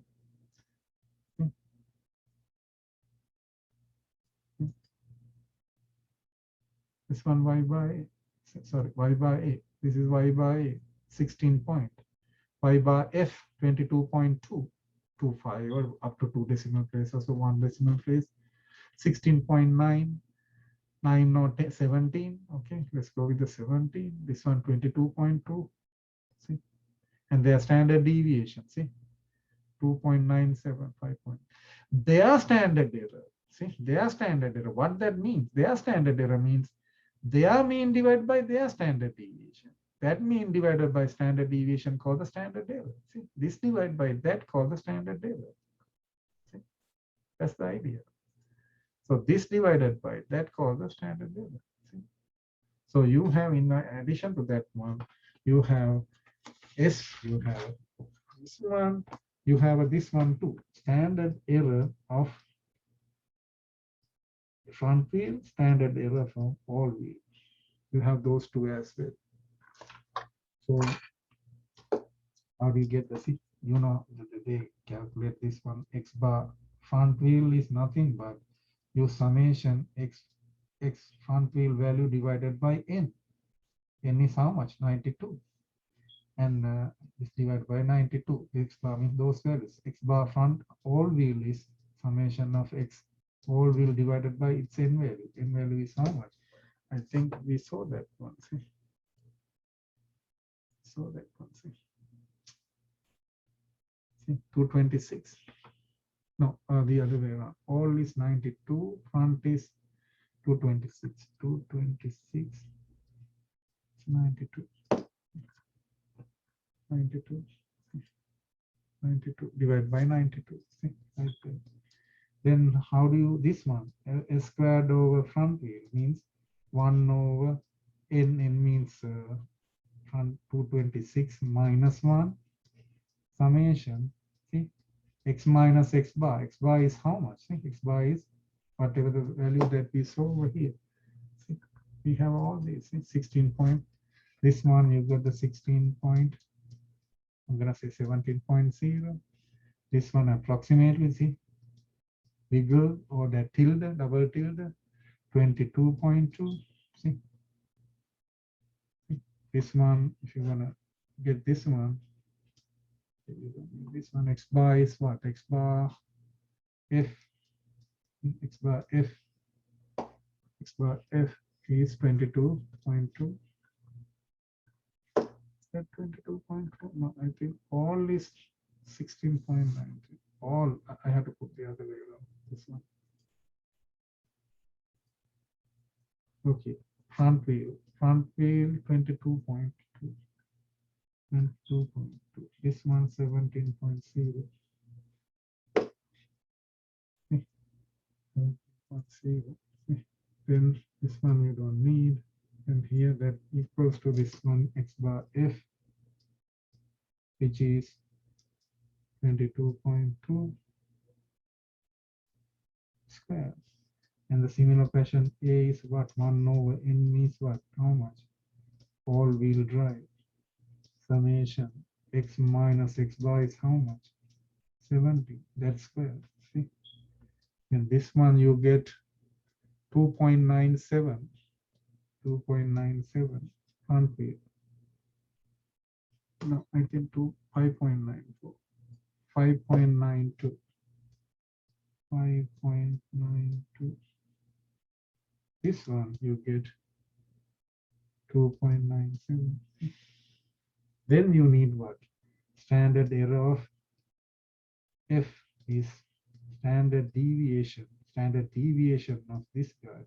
Sorry, mean of this guy divided by standard deviation. Mean of x bar f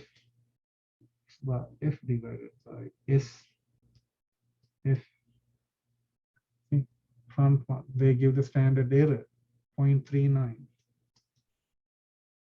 Standard error of all wheel means x bar.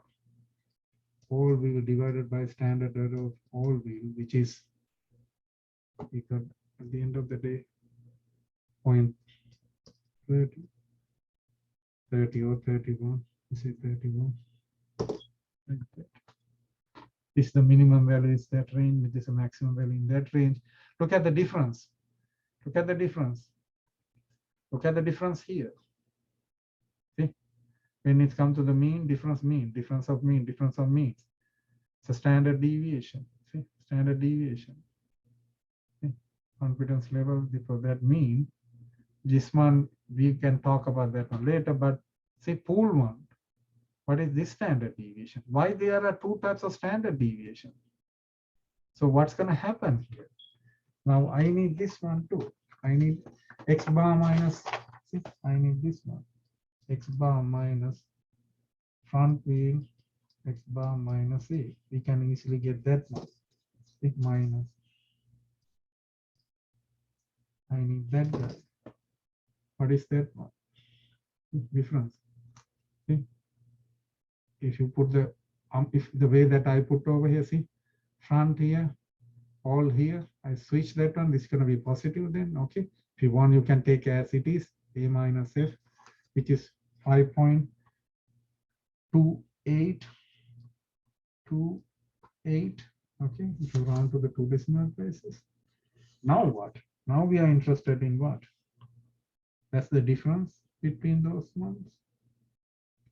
Now we need the standard deviation. See, look at the standard deviation between the difference. 5 point, where is this coming from? How do you get the difference standard deviation?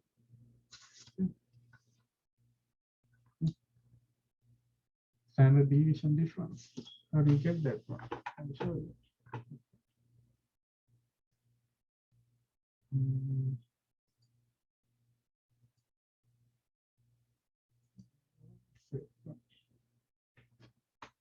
So standard deviation.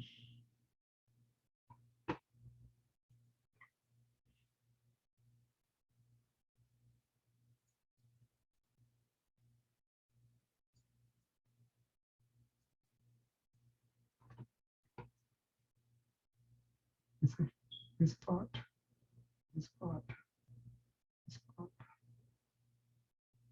this part, this part. So that means standard.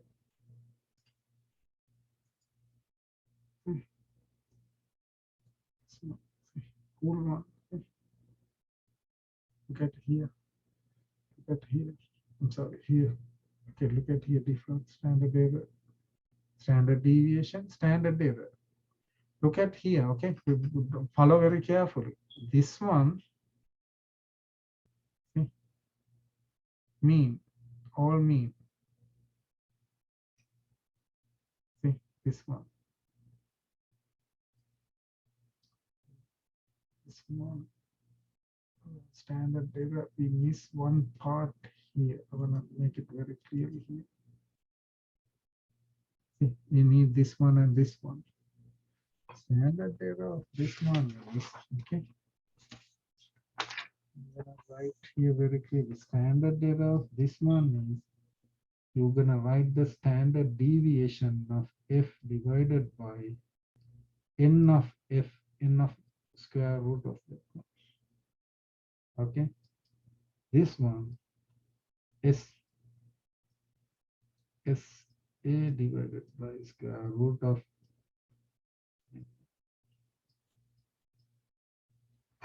that means get the sample size and then divide by that one. That's what I want to do here. Okay, so here the standard error we mentioned here, here is 0.39. Okay, not 0.39. Here there's a mistake over here. Sorry. This one is the 0.39. That's right, but not the mean divided by this one. Should be, that's the one that I think that I was looking at a different place. So that should be standard error of f is nothing but standard deviation of f. Get it then, divided by its sample size, which is n f, which is nf sample size is 226 square root. That would give you 0.39. That's what I want to do over here. This one, yeah, is not this divided by this, is standard deviation divided by square root of NA. NA means size of that one is 92, square root of 92. Then you get the 0.30. Standard error. Sorry, not this divided by that. I was looking at a different place. See, not this divided by that won't give a standard error. No. This divided by square root of 92. That's what I was saying. This divided by square root of 92. You can check that one. See, 2.9723 divided by square root of 92. Yeah, 0.309. Yeah, this value divided by square, no, not the mean. It has to do nothing. Here, this one. Sorry, square root of that guy. This value, standard deviation divided by square root of 226. 226. Square root of 226. 2.97. then that would give you that one. So clearly in this one, you got the standard deviation to this one. I think this one, put this one for the, this is for the variance, this is for the standard deviation. I'm gonna get the square root of on this one as well. Okay, I'm gonna go S. I'm gonna go with this one square root, which is that, which is 5.9. How do you get this one? This one you got by 5.92 divided by square root 226. How do you get this one? 2.97 divided by 2.97 divided by square root 92. This is square root 2. Okay, this is standard deviation.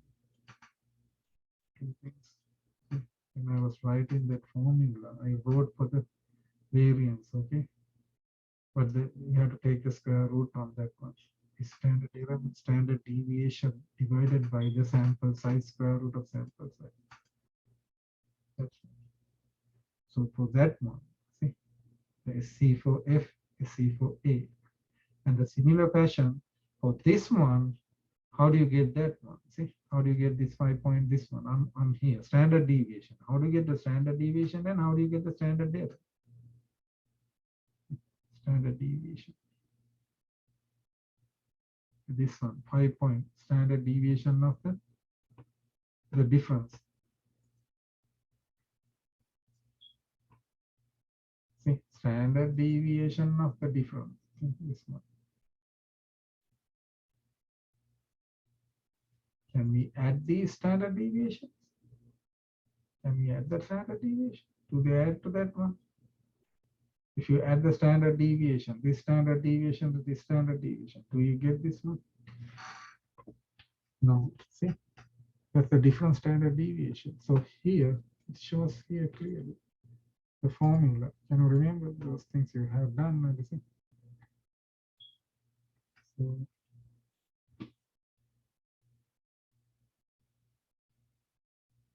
So it's like this, okay? It's like this. We are interested in, I'm gonna write over here the difference, okay? Look at, I'm interested in, see, earlier I'm interested in mean of, right here for you to see clearly. Okay, how we got this now? Mean of, okay. Let's see.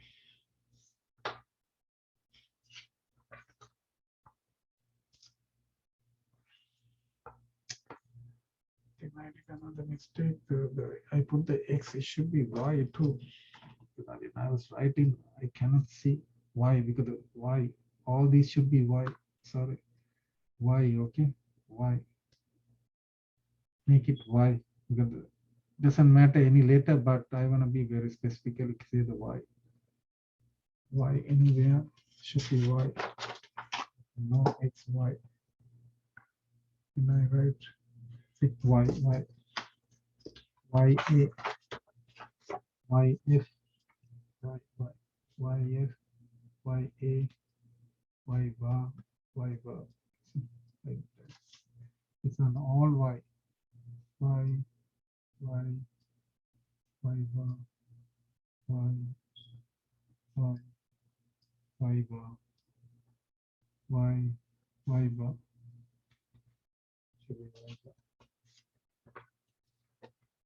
So mean of, see, you need the mean of Y front wheel minus this one. Okay, that's the idea. Always this one. This one is nothing but mean of YF minus mean of Y all wheel. That's the same thing I wrote like this. See? not this one, y bar f minus y bar a, see, or f minus a. See, that's the same thing. And that one, you saw y bar f, see, see, this minus that, see, 13 minus, see, here, 16 minus 22 here, 16 minus, I'm gonna round this one to 16 point, 17 minus 22, 22.2, negative 5.2. See, I'm gonna go to 2 decimal places, okay? I'm gonna go to 2 decimal places. This is same as YF, see, front wheel is 22.2. Other way around, it doesn't matter, 22.2 minus 17. So you get the 5.2, okay? Wait, oh, doesn't matter, 5.2. Positive because I subtract the other way around. Now we're gonna do the same thing for the standard deviation. Always look for the variance. I need the variance of this guy minus variance of this guy. It's gonna work how? Variance of YF.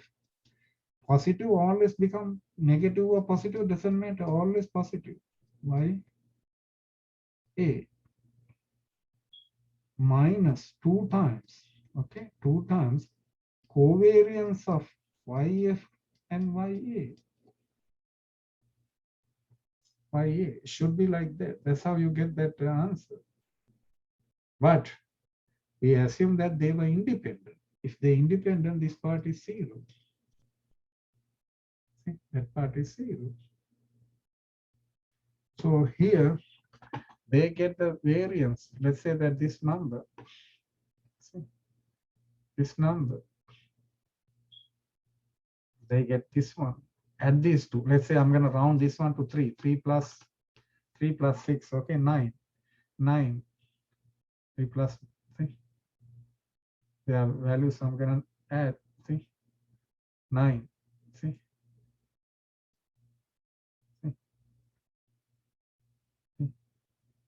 here 2.3, 3 plus 6, 9. Their variances. I'm going to add them. And then I need the standard deviation, means their difference, the square root of that one. It is 3, but because of the decimal, it's going to get closer to 5, okay? Because of the rounding off, they have done that one inside. Even though sometimes they have related that correlation has been taken into account, but because of the correlation, if there any correlation between these two, that will be taken, but I don't think there's a correlation. See, that's the formula. I'm talking about this formula, okay? I'm going to show you one more time. I'm going to show you this one. This is the one I'm talking about. This formula, see, here, this guy, see, this guy, see, this guy, x plus y, like a front wheel plus all wheel. Variance is the variance of this guy plus the variance of the other guy plus, see, this one. If it is minus, minus, okay? If you have minus, minus, if you have plus this one. See? So that's the covariance. Covariance, there's no covariance in this case. You have a minus here, minus 2 covariance. Covariance is related to the correlation, but not correlation. There's no correlation between front wheel and all wheel. So you get the variance of y, okay, this one. You're gonna square that one, okay? So 2.97 means like, let's get 60. Okay, this one, I'm gonna square this one. Okay, I'm gonna put over here, okay? Say variance of, I'm gonna write here variance of y front wheel minus all wheel is same as variance of YF plus variance of YA. So the variance of YF means this one, I'm going to round this one to the one decimal place. That means 3 squared plus, okay. The other one becomes 6 squared. So then 9 plus 36. 9 plus 36. 40. 40 plus, yeah, this one is 3, 3 is 9. This one 6. Standard deviation squared. 45 because of the decimal. I don't think it's going to get closer to even. They don't come closer to that. We were using that formula. Looks like that correlation is taking place here. Yeah. I think there's another part. But when they independent, correlation too, because there's no correlation, they were independent. Now I'm talking about this one. Let's check this one. What happened?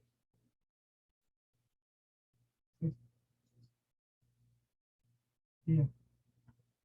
Front wheel and this one.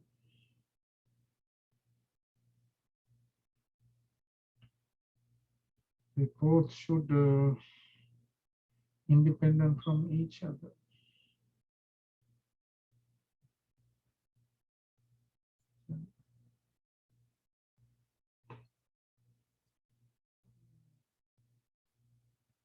So this one 6, this one 9. Their difference should be 1, 5 here. That's very curious. This one is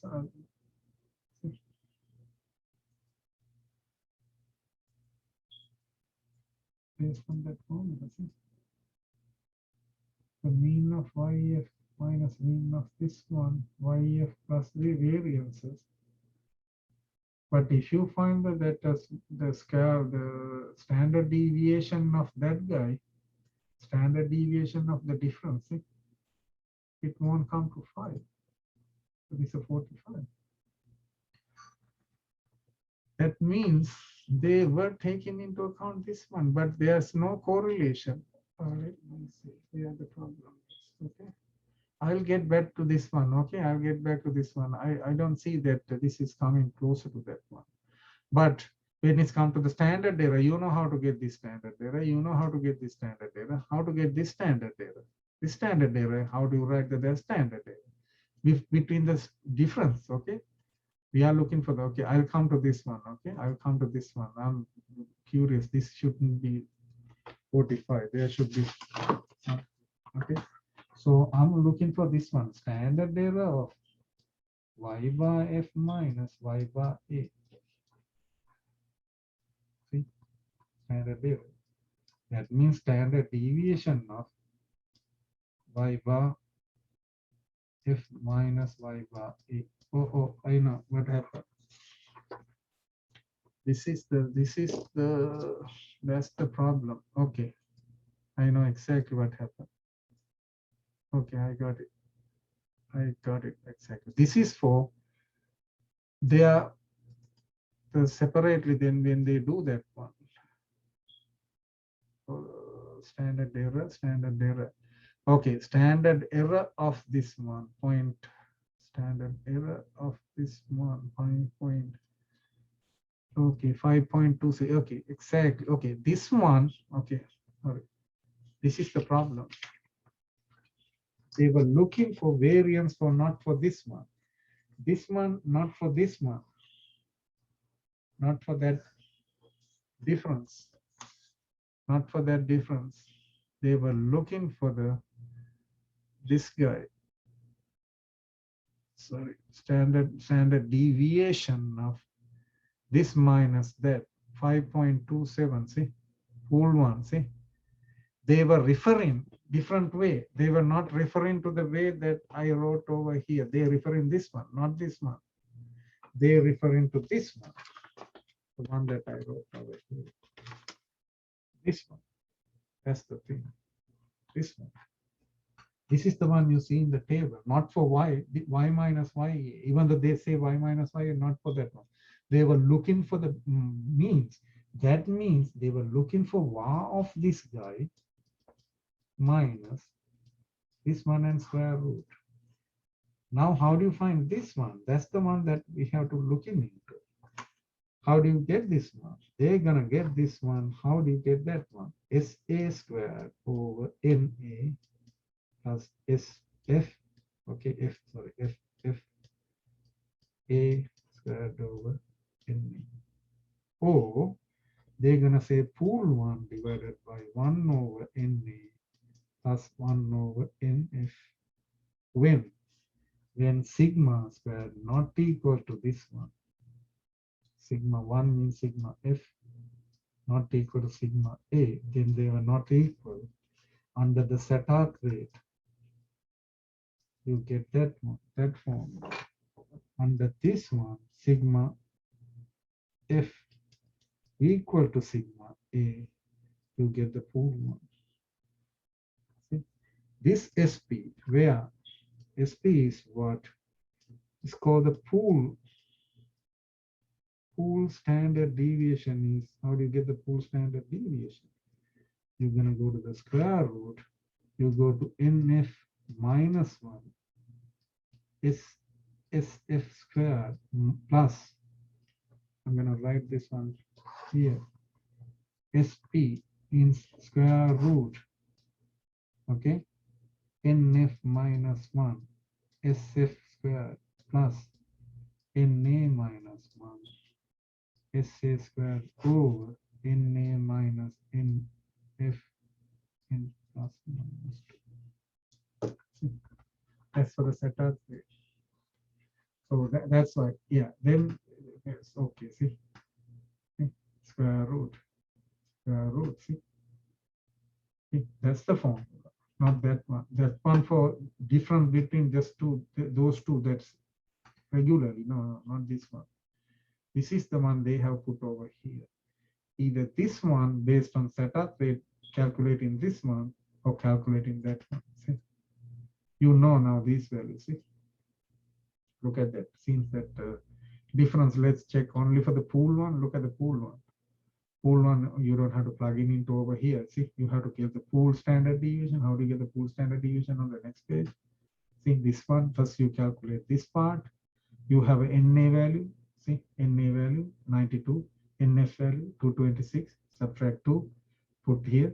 SF value, see, front wheel, see, square that one, plus NA minus this one, SA value square, divided by, you get the pool. Pool should be multiplied by this gap, this difference, see, this one. That would give you the standard error of that one, which is called the standard deviation of the difference. Standard deviation of the difference is they were looking for here, not the difference between Y and Y, vars. They were looking for the vars for this guy. See, for this guy. See, mean, see, these two, difference of these two, this guy's standard deviation is what? This one. That's what we are trying to say. What is the standard deviation of this guy? Not the Y, okay? What's the standard deviation of 60.39, 3099? What's the standard deviation of me? 0.39, 41. What's the standard deviation of Y? 2.97. What's the standard deviation of Y for the front wheel? Like that. Here, they were talking about standard deviation of, not the difference, standard deviation of the mean. Okay, standard deviation of the mean. That's what they were looking into. See this one, 5.2 standard deviation. So that's the one that we looking into. Okay, that's the see.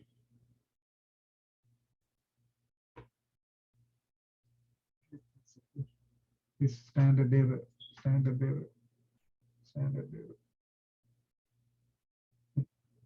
Standard error, in order to get this one, you're going to utilize the standard deviation and get that one. That's the standard. See?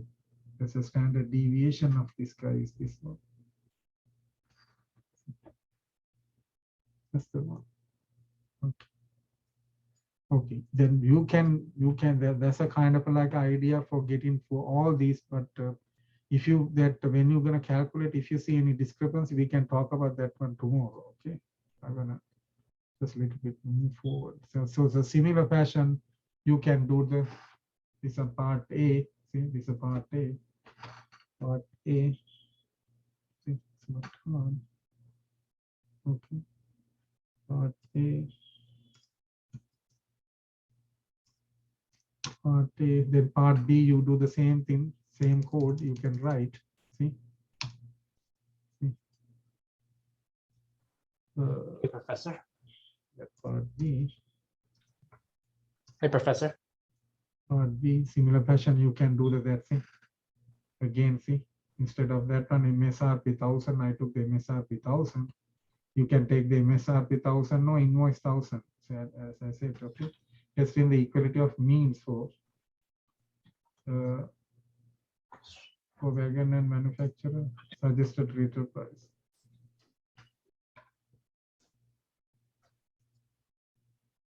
Oh, okay, sorry. Go ahead, Thomas. Go ahead. Can you hear me? Are you able to hear me? Thomas, go ahead. You can ask the question. Oh, hold on. I'm sorry. Okay, go ahead. Okay. Yeah. Now So I I'm can- running my SAS code and I'm not getting any results when I do the t-test. Oh, t-test, you don't get any results, any of these? Yeah, I'm not Okay, sure why. Okay, let me see what happened. Okay. So do you have exactly the same code? Do you have this all the parentheses? One, two, Yeah, I do. okay, 1, 2, 3. How about this? I'm not calling the library work or data out, but I'm referencing my you reference it to your my- data set, no? Okay. I am Okay. referencing my data set, but I didn't put the library in front of it. How Okay, you have data out period. that's okay. And the class, you put the drivetrain variable MPGCT. Yes. So where's the I can share my screen. Yeah, can we show? Okay, I'm gonna let you. Okay, hold on. What I'm gonna do, I'm gonna stop sharing and I'm gonna give you the shares. Okay, you can share. Yeah, you can share. Sure.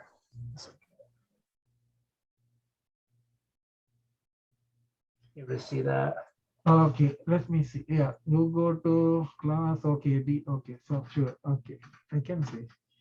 Okay, so I didn't put the title in there, but Okay, that's I okay. did Don't do- worry about those are not that much important. Okay, class DF, Right. we are drivetrain. Okay, drivetrain. Okay, drivetrain in. All and all and from that's okay. Lowercase, uppercase doesn't matter. Okay, what I'm Right. going to do? But I do see in your coding, the where doesn't automatically highlight blue. So I'm wondering why when I put where. Oh, did you? Why? It's So I supposed, can start through the top. So I no, it's supposed to be. Let me see. I'm gonna run this one again because some okay. Where has to be that highlighted or it has to be, but even not that it's gonna work because it's already highlighted. Let's say that. Okay, what I'm gonna do. Let's do this way. Let's go. I'm gonna get all these. Sorry.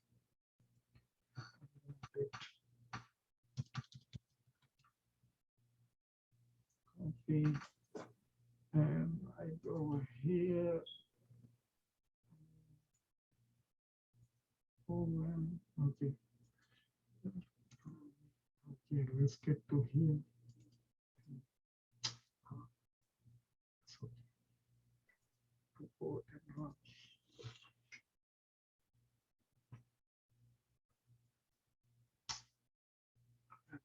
They were highlighted. That's the problem. Oh, no. Okay.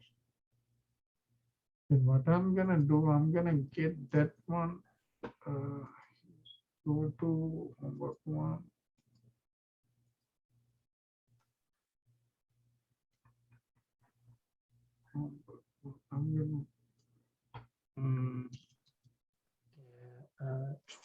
Yeah, any of these. No, I think any of these, you're not gonna get results for any of these, I think, look like. For, yeah, none of the t-tests. Everything else works without calling the library. Okay.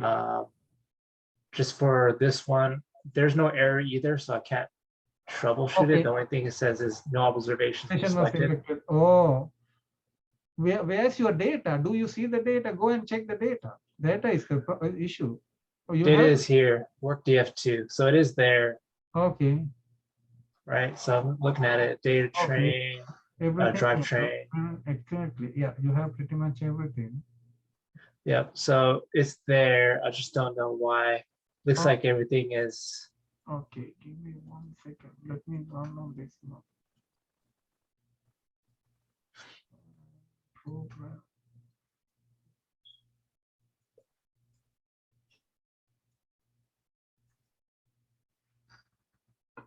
Chapter 4. Program 1. Yeah, there you go. Control V. See? Okay, let's see.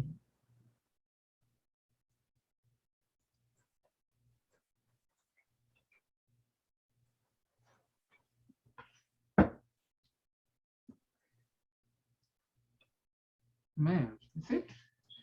So I think the issue with this, the way I think because that I got it to here, it's just like a just not to look like a function. Why they were highlighted here?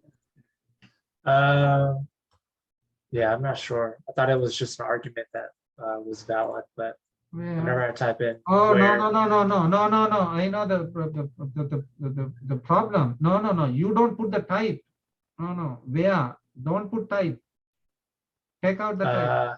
Take oh out. no, this one, right? Yeah, exactly. Yeah. But then Oh no. with Okay. drivetrain, Oh, you were talking about. Okay, I was looking at the wrong place. I'm yeah, sorry. yeah. Yeah, drivetrain. Okay, drivetrain in all front. Okay. But there's a class is actually type though. There's a type, Class. You have the class. there's a drivetrain here, or there's a type sedan. But when I type in type as well, it also Okay, that's okay. takes That's it as okay. a, Keep that one. Keep that one. Yeah, type. That's okay. Yeah, that's okay. You see now drivetrain. Look at the see why you don't have now. It's not blue colored now. See. yeah, I'm not sure. Okay, now run it. Now run and see. Now run. Yeah, there you go. It's the same thing. It's just saying that there's no observations selected, no errors. So No errors. yeah, and I feel like the syntax was pretty much the same. Pretty much the same. That's the same thing. So what I did was obviously set the library, create the library, Okay, good. import the CSV file into or the output cars df. No. The issue, I know the issue. The issue is that you have to call the library. You don't call the library name. I call the library name. Eh? So do you have to say SAS data? Yeah. You have to go to the library. Exactly. SAS data. Oops. Yep. See? Dot. Yeah. Whatever the name you gave. Yeah. Now. And then everything else I just have to recall that. Recall that one. Okay. So now let's go ahead and run. make sure it, Make sure you go to that place and say that again. Okay. Yeah. oh yeah. Make sure that you go to that folder. Particular folder means whatever that you. Yeah. Exactly. There you. Okay. That's right. Yeah. And then should I just call this SAS data 2 or Yeah. Every time you go to the folder name, you have to give the name that of the library. Yeah. Good.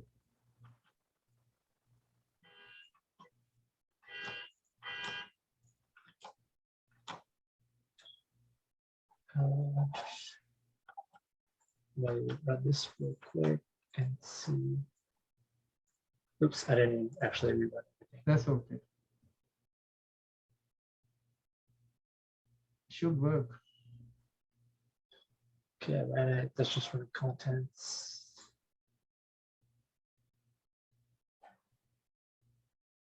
No. So, okay, so I reran, importing it.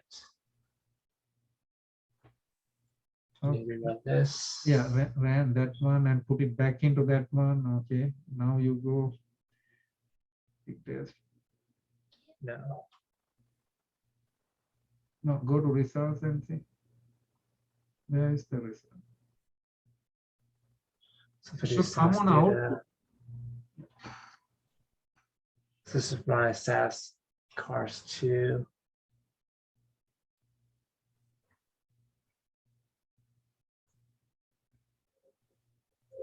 So, yep, I created a new data set with these new value or variables. Okay, you run that that should be one and fine. put it back into the data. Okay, it's gonna stay over there as like a 2 columns. Yep, so it stayed there. So that's fine. Okay, This is just showing the contents. This is just scatter. okay, that's good. That's And good. then that's really it. So from my understanding, this should have worked, but it's just not running it. Still not running it. What is? Okay, let me see that.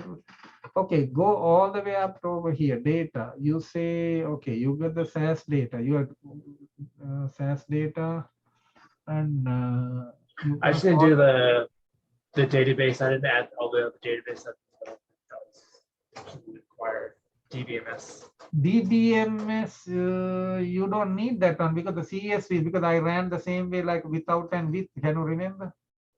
Right. I thought that was just another way. This is just a obviously shorter coding. So I thought this was fine.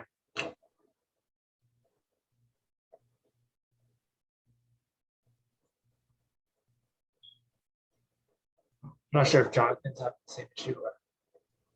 Jonathan has the same issue. Oh, no, I'm not just asking. Uh-oh.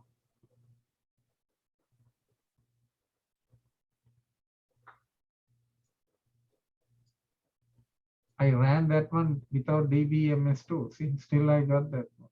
See? You don't need the DBMS because that when you have that extension here. Right. So you replace, then run. Okay, that's everything's good out. And then you call that one SAS data to cost DF. Cost DF. And then contents invoice, you change it, you get that one. Okay, you get the data. Do you get the scatter plot? Do you get the scatter matrix? Yeah, that one works earlier. Yeah, that's good. Results. Yeah. Okay. Okay, let's go ahead and run the other two principal component that the correlations one. Yeah, those work. Those work too. Those are working. Okay. Let's Yeah. go keep doing that now. So everything else works. It's just this Except for the t-test. t-test. Amazing. Let me see what's going on. But yeah, for some reason it gets highlighted when I type in my where versus when I see your coding. Yours doesn't get highlighted, so I'm not sure why. It's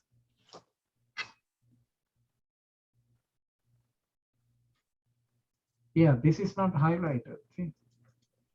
See, I just put that thing over here too, the new one. So just yeah, I don't know why. I did. okay, if okay, you can do things- that one. You go ahead and open. You can open new script and then copy that the way that I did over here. Get this part only. Okay. Get the data and let's run t-test only. Because you don't have to worry about changing that MPGCT and drivetrain. They were that's okay. Yeah, get a new one. Did I close them all? Yeah, go to there. Now, yeah, that's the last one. Top on the top. Here. Yeah, No. yeah. There you go. See. No, these are my old ones. Oh yeah. I don't know if I closed the other. Okay, I'm just trying to move it to the front. Okay. So Yeah, there you go. Get that one all the way up to run. Okay, over there if you want. Yeah, doesn't matter. So I don't need this or this. Yeah, you don't need that one. Down okay, then get the T one. Or you okay, you type in again. No, that you copy and paste. It doesn't matter. Either way is fine. See, you still get that one. Okay, why? Okay, now let's run and see. Whole thing together. Yeah. I want to get the. Go to results here. You don't have any No. results, nothing. No. Yeah, look at we both have the same name. Everything the same except for that it's been highlighted. One morning. Let me see what's the morning. I feel like it could be with this argument here. I tried testing it without the argument, with where. See what the error code will give me. It says a Oh, class variable has more than 2 levels. yeah. But then you have to specifically say which variables you're going to take. Right? So then I did it back. So it runs it. It basically understands what I'm trying to do. But as soon as I put in this argument, it's not pulling any data, which is kind of weird. More than 2 levels. That's why we particularly go to that level and say, okay, pick only these 2. Right? Oh, okay, you change this one to all and the front wheel to another one like a rear wheel. What is the other one? What's the name of the rear? I think just rear. Yeah. So and rear right there.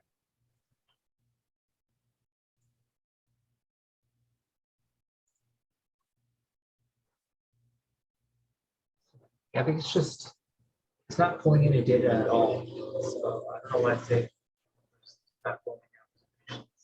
No observation are selected from the data set. How come? I don't know. I have library.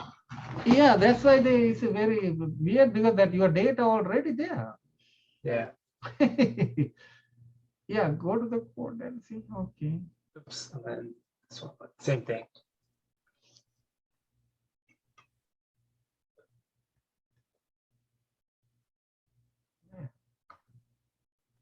That's same.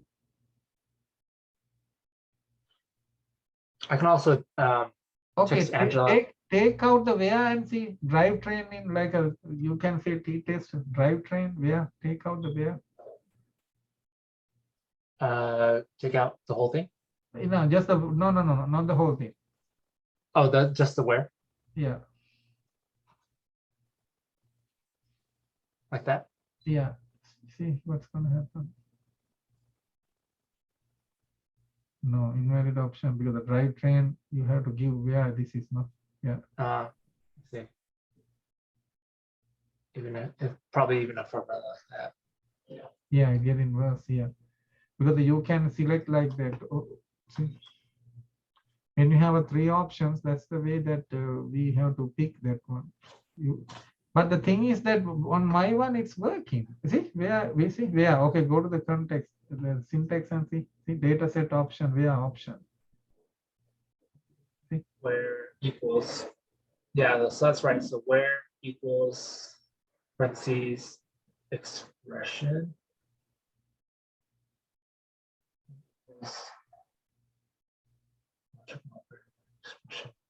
Okay, that one, or you can see specify. Oh, maybe in drivetrain or drivetrain. Yeah. This probably isn't right, but in drivetrain. Okay. It's not the same way that you have it coded, so I'm not sure. No. Drivetrain in because that said they go to the it belongs. In means the belongs drivetrain. See, Okay. go to drivetrain. Yeah.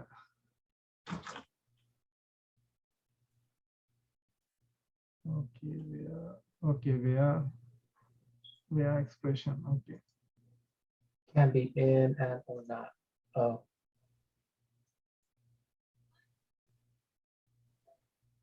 Or Logical operators are and not. rear and front. Okay, I'm gonna run this one.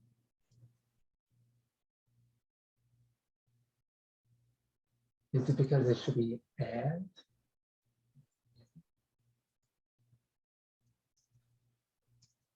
Okay.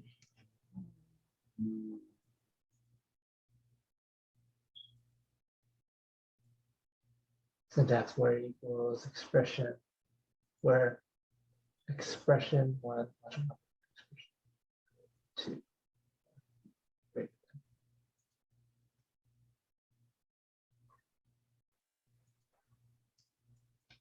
Okay, you know the best thing to do. Okay, do like this. Okay, this is the problem. Write this one in the same way it's been given with the capital A. Oh, with Capital A, capital F, yeah, capital A, capital F. That's the problem. He doesn't recognize you. He doesn't recognize your variable. That's the problem. the variable or the values? Not the values, variable. I think he cannot go with variable. Yeah, looks like. Okay, now run. So syntax, so uppercase does matter with that one? That doesn't matter case sensitive, but let's see that looks like it doesn't matter. Should I do for all of them? No. Yeah, Okay. okay, just in case, that's okay.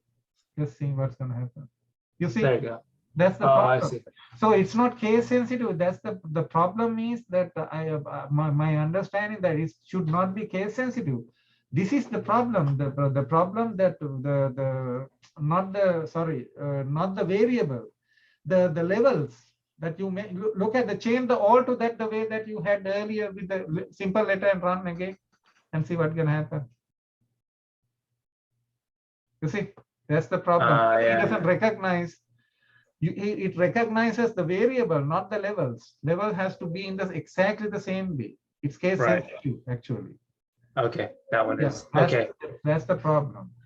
Okay, perfect. Yeah. Then So that when it come back to the that we can pretty soon stop and continue this on tomorrow too. Okay, what I'm trying to say that this the same way you can do the 3 and 4. Sorry, B, C.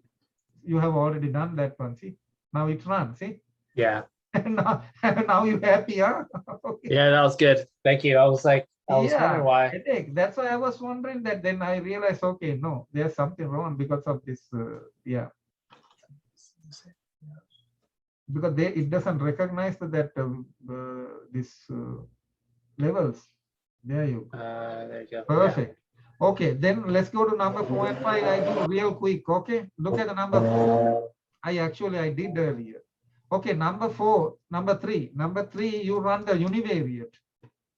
Oh, univariate is down. Yeah, you can type in you can type in, I can see. Yeah, univariate.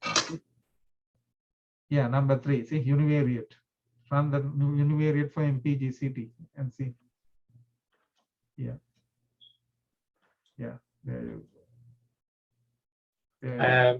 I typed in what you had there, but I didn't. I think it should be 1,000. Yeah, 1,000. Sorry. Yeah, 1,000. Yeah, 1,000. So univariate. So that works. This works. MPGCT works. Then that's for the number 3. Okay, the rest we can talk about. The rest means like there are something that I want to tell you in that one later that we can talk about that tomorrow. Yeah. I think you did regression. Yeah, regression.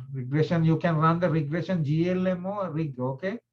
I talk about that one in detail tomorrow because of why they were different. I want to do that one in detail because it's going to be very important. And number 5, what? Number 5, the multiple, no? You have add to more. See? Oh. Yeah, that's a multiple. See. This is number 4. I think number 5 would be that the last one. Number 5 is the multiple one. I think there are 5 questions. I think. Multiple regression. I only see 4 questions. 4 questions? Oh, okay. 4. What is okay? 4 number 2. I'm sorry. Part 2. Part 2. Part 2. Part 2. Yeah, that's not part 2. Yeah, part 2 multiple. Bivariate is 2. Yeah. 2 variables and then multiple. Yeah, regression. first one is the 2 variable. The other one is you're gonna add more variables. Whatever the 3 continuous variables who you want. Yeah, that's part 2. Yeah, that's right. That's perfect. Yeah. You see. Now we pretty much have all the answers and they were running. Yeah, the one creates a, yeah. Okay. You know, the problem that it should be that highlighted too. Look at that some places highlighted when it comes to my one, the where is a function. Function has to be highlighted. You are right. Your one is right. My one is the highlighted. It has been overwritten. Then overwritten sometimes it becomes black. It doesn't matter. Oh, I see. Okay. Doesn't matter. So what I'm gonna do, I'm gonna go because we chapter 3 pretty much we done. We're gonna go in detail this one and then get we do in more detail elaboratively that explain that about that some characteristics of that one. Why GLM and reg they different from each other. Look at you run they both and see. Okay, yeah. Oh. I'm talking about Look at that. This one that if you go further down, go down. Look at you don't no not the graph we come to later get the Let result me the table only yeah just the table only. Look at the table, this table and the table other table go down to the multiple regression table. actually, let's see. Where are they? Oh, I had an error. Oh Oh, this one oh here. that I 1000. didn't run the JLM data. Engine size. No CL prior no there's no such thing. You made a mistake, you put the slash. It's a function CL param the last one engine size / Oh, there you go. slash. There you go. That's right. You see, it one has, look, you see, type 1, type 2, type 3, something. But if you run with just GLM, not the GLM, reg, run the next one. Is this reg or which one? GLM. Run the rig and the GLM and see. Look at this one has a type 1, type 2, type 3. See, type 2, 1 and 3. But the other one doesn't have those things. That's what I want to show you over here. If you use the GLM, it will give you more elaborative details. But if you write just the reg would give you only that. And on the other hand, you run the reg. Okay, go back to the code and try to run that multiple regression with reg. Okay, go to that one and try to with the you did that one. No, okay, do that one with the GLM. Use the add these. Yeah, same thing with the GLM. No, whole thing. Copy the whole thing. No. The last one. Copy the whole thing. Run to proceed. No. The last right. procedure. Last one. Multiple regression. Yeah. Whole thing. Yeah. So whole thing. Oh, the whole thing. Yeah. There you go. And copy and paste, and then change. Yeah. Change that to GLM. No, one of them. Yeah. There you go. Perfect. Okay. Run. See. and what does the CL farm do? CLP is confidence level for the parameters. I see. Confidence interval, actually. Okay. Gotcha. You can see on the result. See, look at. Now you got that one. See, type 1, type 2, type 3. So this is our multiple regression. Exactly. In multiple regression, you have that one. It's very important. I'm going to explain tomorrow in a detail that this results, you know how to run the codes. But how to interpret the data would be the more beneficial at the end of the day. Okay. So do you have any questions? I'm going to go ahead and let you go to, because I think looks that you get tired of that looking for this USA, Europe. Yeah, no, I'm okay. I think that's good. I think that's helpful. I just didn't know what was the issue, so I appreciate helping with that. Anytime. Yeah. I'm sorry that I didn't see that until the last minute. Yeah. That's okay. No worries. Thank you. Okay, thank you. Okay, see you. Good night. To see you tomorrow. Take care. Bye-bye. Well, have a good one. Bye. You have a good one.